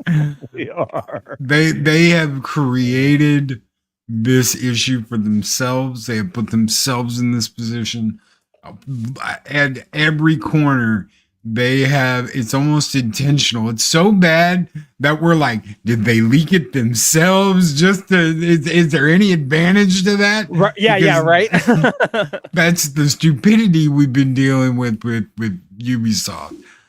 And they want to be that way. That's what really I remember the old Ubisoft. I remember playing on Super Nintendo. It didn't get like this until what the Origins, Assassin's Creed Origins. Is that what started it? Was it bad before? I don't remember Rogue being bad. Whichever one came after Flag. So whatever that was Flag Rogue. That was or was Rogue the expansion to that? I think Rogue might have been the expansion. Okay.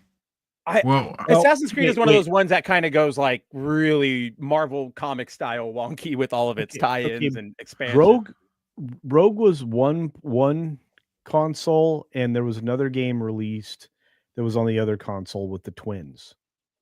So you had that one was Syndicate. I know that one. Syndicate. So Syndicate was on one console and Rogue was on the other. Really? I played Rogue. Wow. That was where you get to play the dad of the guy that's in Black Flag. I liked that game. I thought that game, but it's just been it's just down. Like it's never gonna stop. They're still going, Culture. I don't think there's a bottom. I would say every game after maybe Black Flag started to get tipping into the more political stuff, and then once the allegations, the Me Too allegations came for like 4 of the 7 brothers, the Guillemot family. I think from that point forward, they dove directly into DEI in their studio and started destroying everything after that. See, I don't even chalk up the Assassin's Creed downfall to DEI, right? Like that, to me, that's too easy to just blame everything on DEI. What you look at in Assassin's Creed is they just got lazy. They just got boring. Nothing changed. All that they did was add 50 hours of additional side quests that went nowhere. In the Greek one, the one with Cassandra, they introduced like the awful percentage gear system, Yep. right? Like, you Oh, want to here's your And they did here's it your- with Far Cry. They Yeah. did that scrap with Far Cry everybody too. did it. It's so live stupid. service, guys. That's the live service thing, so that you can purchase their speed ups and their anti-grind stuff But and see, like, to everything else. me, See, the the minute corporate greed is a different issue than the DEI, because the DEI, is. that's what I was saying earlier. The DEI comes in on the ground level. That's when you see the narrative. That's when you see the characters. But when you step away and you know, no pun intended, use your eagle vision to look at the entire landscape, you can see that there's gameplay problems, because massive games like Suicide Squad or the last Assassin's Creed, those don't fail if normie audiences don't also turn out from them, right? Like, we've seen a lot of games that go, oh, this really panders to, you know, the woke or the normies, and they still succeed. And we just go, well, yeah, that's because the normie audience is really sort of detached. So yeah, to me, this is all them not knowing what to do with Assassin's Creed. To me, Assassin's Creed wasn't even DEI until here, because we've been taking place in, you know, Egypt, the Middle East. Like, it's always been sort of a, to use the term correctly, like a diverse series. So to me, Vikings. yeah, exactly. We got Vikings at a point. Desmond was a white guy. And so, yeah, to me, this is just really big. This is complacency. This is what happened to Marvel. They got so big that they said, everybody's going to eat up our slop no matter what we do. So they just keep slopping it up. And then when they fail, they go, should we cut our things down? Should we edit? Should we maybe rebuild? And they go, no, just add more slop. People are going to love more slop. That's what they need more of. Yeah, all I know is that from that point forward, where you got the gear system and all of that, the games became less entertaining. They became less fun, and they became more frustrating. And again, introducing the grind that's an artificial thing they did so that people would spend money. And that's why they had to try to force the live service, which everybody hates. And I'm going to tell you right now, speed ups, man. I can't believe it took us this long to bring that up in this conversation. That's so sinister. No, that's what it was about. Oh no, I know. And I'm just saying, like, dang, I forgot culture. Get your 4 times XP booster now. Which is only $15, kids. Right. And then what's so bad is that getting that booster makes the progression normal. And then if you get it, if you just play without it, you can tell they severely hampered it so that you will go buy it. Yep. Yeah, and this is one of the things, and normally I don't highlight chats in segments, but I'm doing it here because Dearest is right. There was then lazy programming, bugs, and bland gameplay, and it was all driven by live game service. So, and look, I'm just going to say this. I could not tolerate, or enjoy playing Cassandra in that game. Really? No. I liked her better.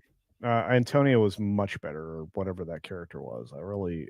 You don't even remember his name, and you're saying he's a better character. His name's Alexios. Alexios, that's what it was. I knew it started with an A.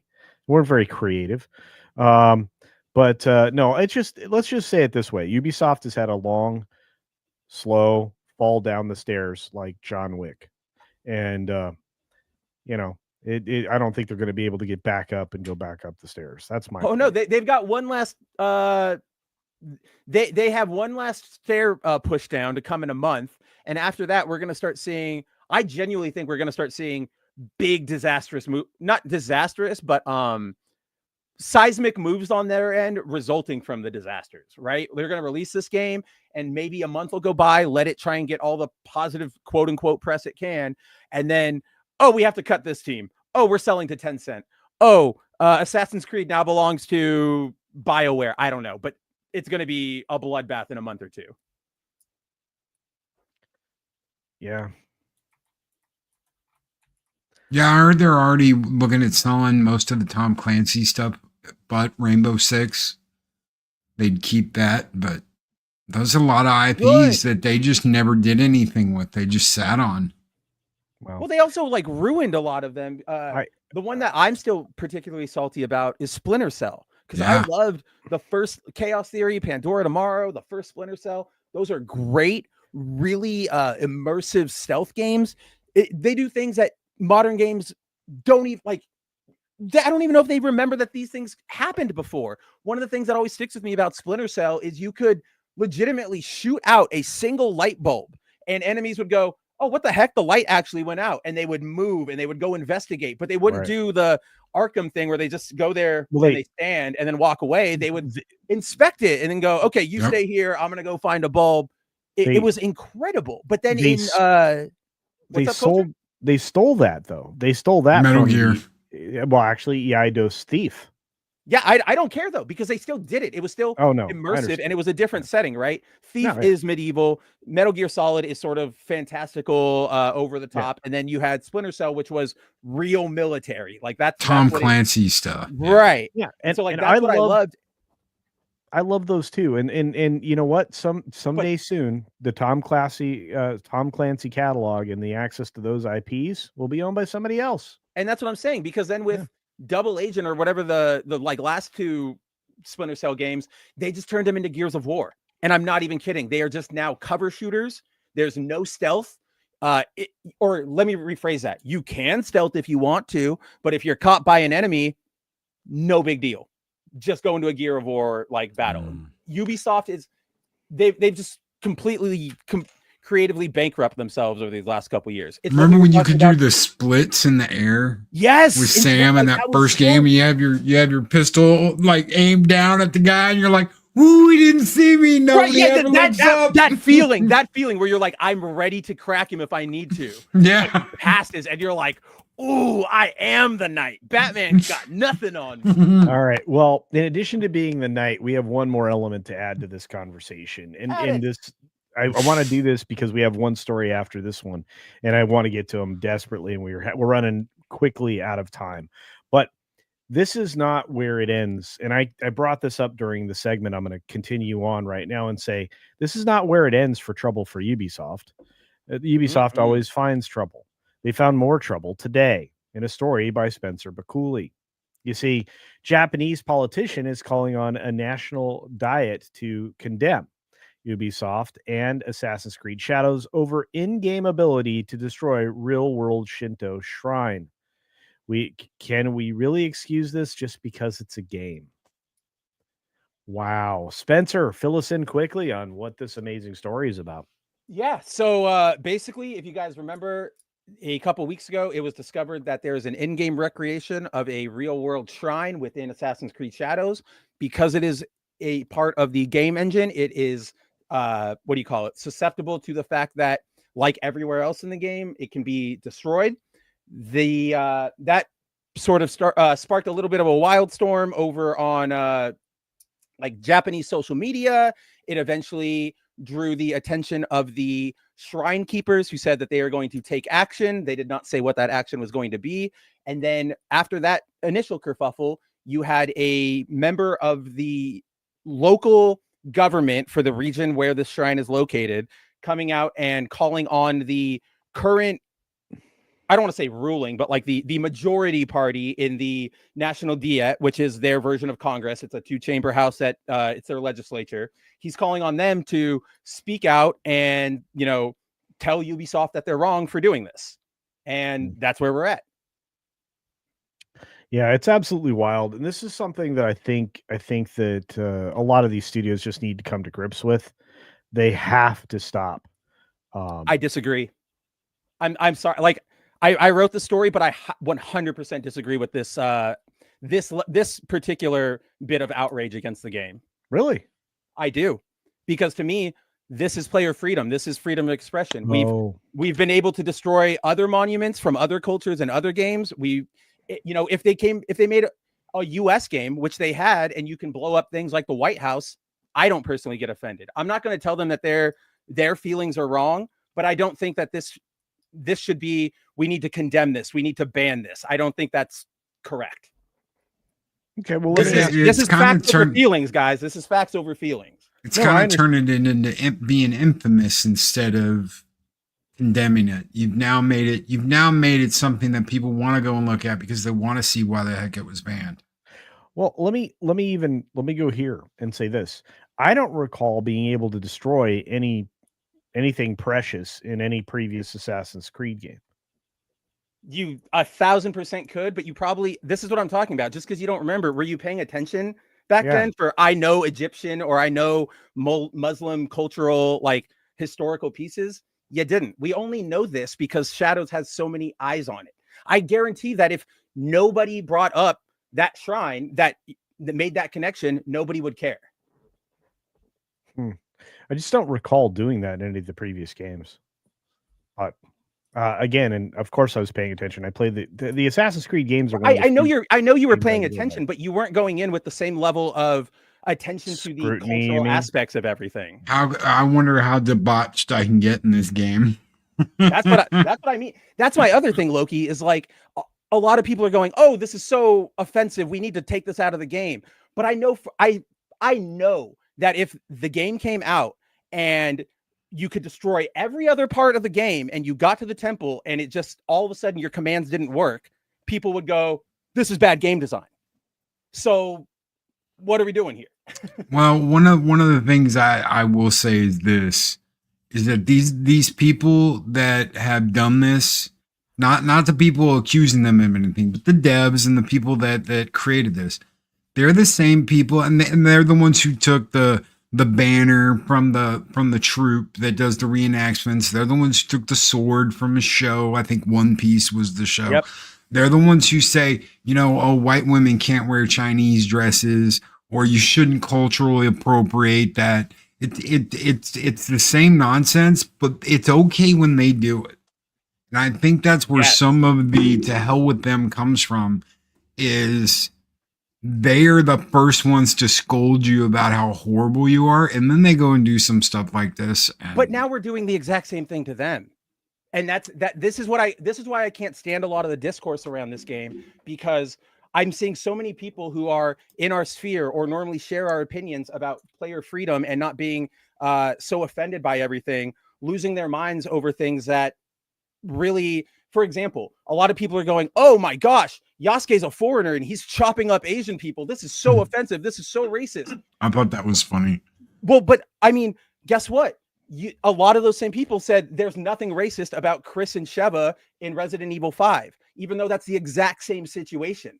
So if you're saying Chris and Sheva going into Africa and shooting up a bunch of African people is not offensive, but Yasuke going into Japan and cutting up Japanese people is offensive, then you don't really have any principles. You don't. It's just, I want to win this fight because I don't like the other person.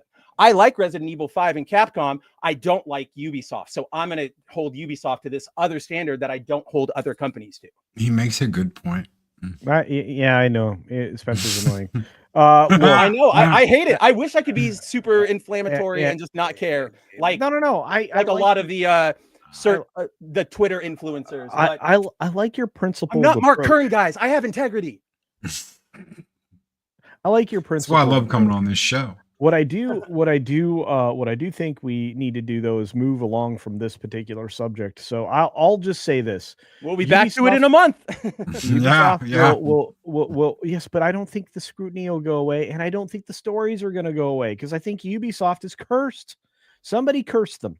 Well, and this is the best part, Culture. We're gearing up for the press tour now. This is when everybody has to start coming out and doing their press previews, doing their dev interviews. It's gonna be amazing. Okay, well, it will be. We're going to be farming so much content, Culture. All of us are going to come to that March 20th stream, and while you're suffering, we're going to have gold crowns on with giant fur coats and scepters. We're here to watch you.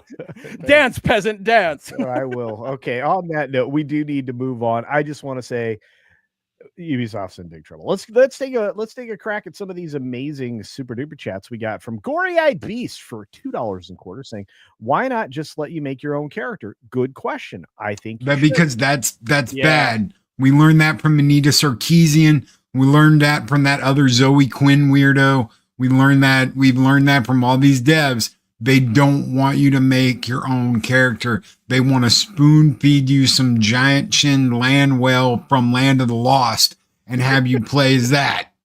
That's what they want, so they can feel better about being themselves. He hit it on the head, honestly.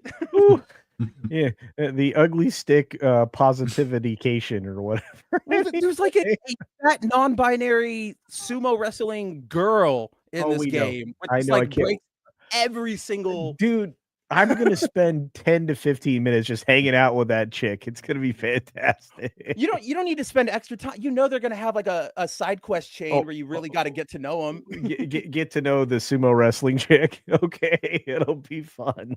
Speaking of fun, Radial Trago for £5 sterling says, "Well, Ubisoft stock has gone up from last week. It seems that this news hasn't affected it yet." Look.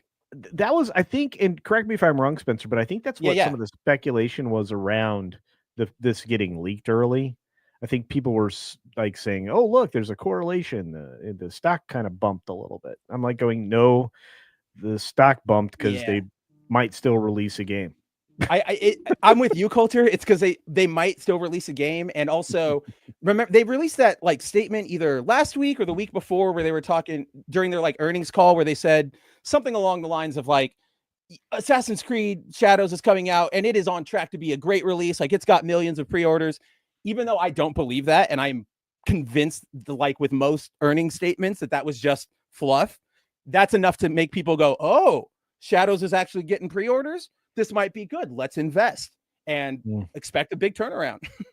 Maybe. We'll see. First of all, I think that my live gameplay on this channel will decide the fate of the game. I think you will want to be glued here, all 450 of you right now. You're going to want to be glued here for that, and share it with your friends because my suffering will be entertaining to all of you. And thank you, Radio Drago, for your £5 sterling. Let's see. I missed something. Oh, here we go. Pinochet's helicopter tours for $2 more in quarters. Thank you, my friend. Saying they will bring back Ironside to humiliate him. I think we were talking about Tom Clancy's Splinter Cell. Yeah. He said that. Yeah. Gosh, that was so good. So good.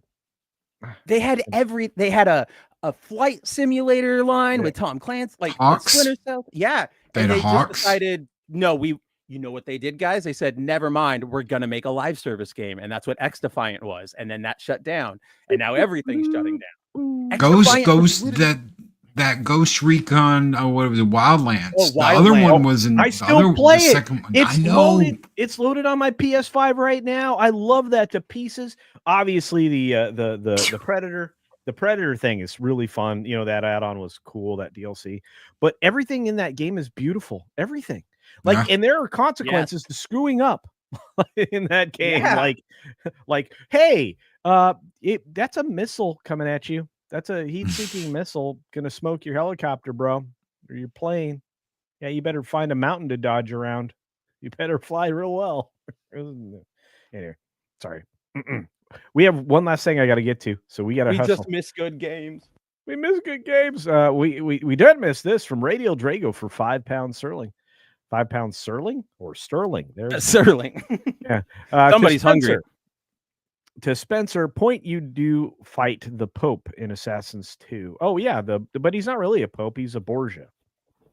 Yeah, that one. Yeah. So you do kill the Pope, but I also I'm with Coulter. There's a slight asterisk there because he is specifically said to be like involved with the what do you call it? The Templars. The Templars. Yeah. So like he's wrapped into all of that. So it's a little more direct than just being able to go to a random thing. But I agree with you. That's what I'm saying is that if you're going to do historical fiction, kind of everything has to be on limits, because if it's not, then everybody's going to go, that's when you open up plot holes. That's when you go, oh, that's really weird that they're not throwing, Yasuke in jail because he's a foreigner in, 1100. Yeah. Also consider this. The Borgias are kind of douches. I don't know enough about Catholic history to tell you that, but I do know that last mission was tedious. And why don't you just do the alternate timeline thing? It's not like they haven't done that before. They did King Washington back in Assassin's Creed 3. Which was so cool. Dude, and it's a little DLC of its own that you go on and you fight King Washington because Washington's like, I'm going to be king instead of make a republic. Yeah. That's a cool little thing to do. Correct me if I'm wrong. Don't they end that with like, you wake up in the Animus and they're like, that wasn't the real like memory. No. It was like a fork memory where they needed to get one potential like bit of info, so you had to play through that fork. Yep. I would be in for that. Like, imagine if this was either like a Naue centric game or it had Taka like it was supposed to, and then we get like a solid DLC that talks about Yasuke, and they do that alternate timeline thing. Would have made all of this, none of this, or not none of this, but a lot of this drama would not have arisen if they just treated it respectfully. Yeah. All right. Well, we have another super I got to get to, and I just accidentally turned the page. This is from our friend Butterbiscuit92 for $5 and quarters, getting it in right at the end. We're not quite done though, folks. We got one more thing for you. Regardless of facts or feelings, Ubisoft only has themselves to blame for their lack of research and controversies. 1,000%. That's why when I was making my point, that's why I noted, right? Yeah. Like, I'm not going to tell the Shrine people or anybody who is upset about this that their feelings are wrong. Like, those are completely valid. And I'm not going to go run over to Ubisoft and go, no, they're perfect paragons. They screwed up one time, because you are right. Every single bit of this game has been a misstep. I don't remember if I talked about it here, but one of the more insane things I read about this game, guys, is post-delay, the creative director for the game was giving an interview with some outlet, I think Eurogamer or something, and he was talking about, what were you doing during the delay? And he's like, well, obviously, we're refining gameplay, graphics, but another thing we're doing is we're really doing our homework on the Japanese culture. We're really, triple checking, double checking, all of that stuff. And then he says, literally, he goes, this is a crazy thing I learned during this period of our double checking. Did you know that Asian people took their shoes off when they went inside houses? This is the kind of crazy stuff we need to make sure is like focused on in the game.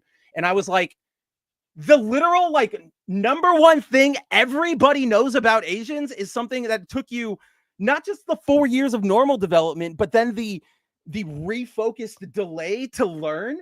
That means you guys went in to like make this game with your only cultural basis for Japan being like a sushi restaurant. There was no culture, Spencer. Why are they walking around on Lincoln Logs? Yeah, exactly. This is crazy. We learned they have wooden shoes. Did you know that? We all learned they bow sometimes to each. It's crazy. Hey, do you know those weird floor coverings are called tatami mats? Oh my god! This is the kind of stuff we needed the delay for. We really needed to learn this. All right. Well, they used bamboo. What do you mean they used bamboo?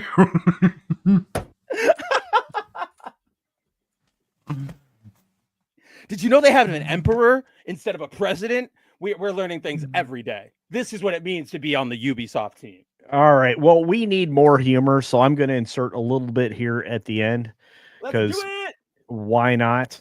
The story that you all need to know about, something that personally, from the dark recesses of where my heart would be, is some jocularity. And it is the simple fact that after less than 4 months, for free, oh no! Dragon Age: The Veilguard. You meant we were going to talk about this, and I completely forgot until right now. Dragon Age is free on PlayStation Plus next month. So just so everybody knows, I don't have PSN, so I don't have to worry about that. But I did pick up Spider-Man 2 for $15 because it was $15, and I couldn't say no to that. I'd pay that price for it. Yeah.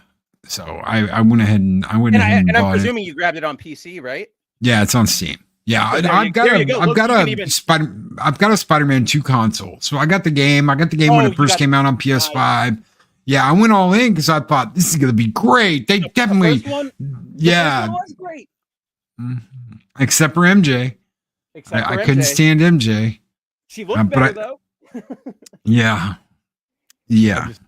I just have to say this was an extraordinary time to spend with each and every one of you, especially since we can look at this and go, you're giving it away for free because of the suck. That is literally it. They're just trying to get any amount of engagement on this thing which is what's sad, right, guys? Because now they're not even saying like, we're going to offer it for a discount and try to get direct game sales or anything. They're saying play it for free, and maybe you'll be a fan of BioWare in 10 years when Mass Effect 4 comes out. You'll stick with us. Maybe you'll go buy a Funko. It's desperate. Like, well, they had it. They had it on sale. They had it on sale all through what, December? During the Steam sale. Yeah, big too. Not just like a 15%. It was like 30. Half off. Yeah, it was like half off. Yeah. So they just finished with the sale. You don't usually get anything again for at least like 3 or 4 months, but now they're giving it away. Well, I think it's funny because, you know, it's either things that are really old or things that are really dog duty that end up for free. Which you're not literally, like Sonic Colors Unleashed. First of all, I find that game enjoyable. Yeah. That game came out in like 2011, 2010. Yeah. It is a 15-year-old game that they are giving you. Yeah. And look, I mean, I look, Dragon Age was just a disaster. There's no other way to put it, say it, whatever. Everybody left.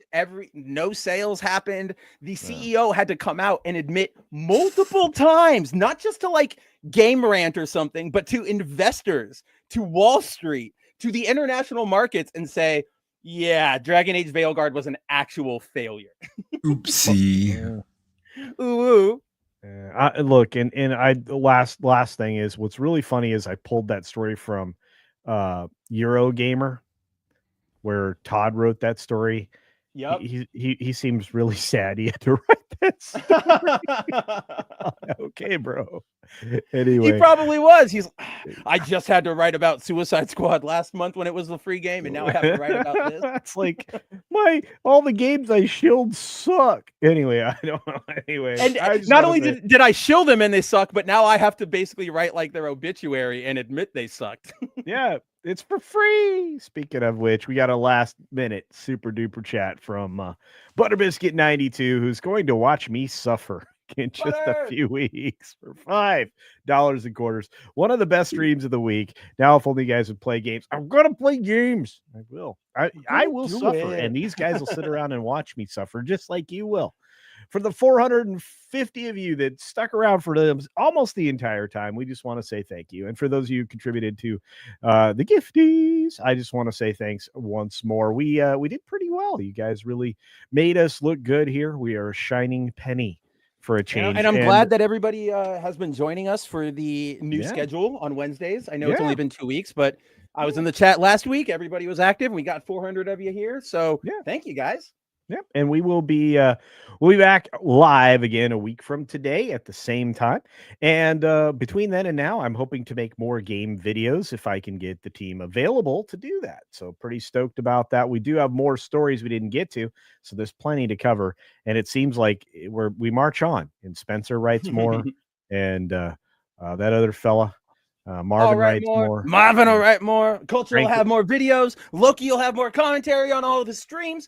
Yeah. There's always something going on around. Yeah, that's right. So check out Bounding Into Comics and all their great stuff. Check out That Park Place and all their great stuff. Check out all these great humans who are down in the description below, their channels and their content. We are here for you. So on that note, and as always, get your game on. Dun, dun, dun, dun, dun, dun, dun. He's got to hit the button. Yes, dun, dun, dun, dun, dun, dun, dun.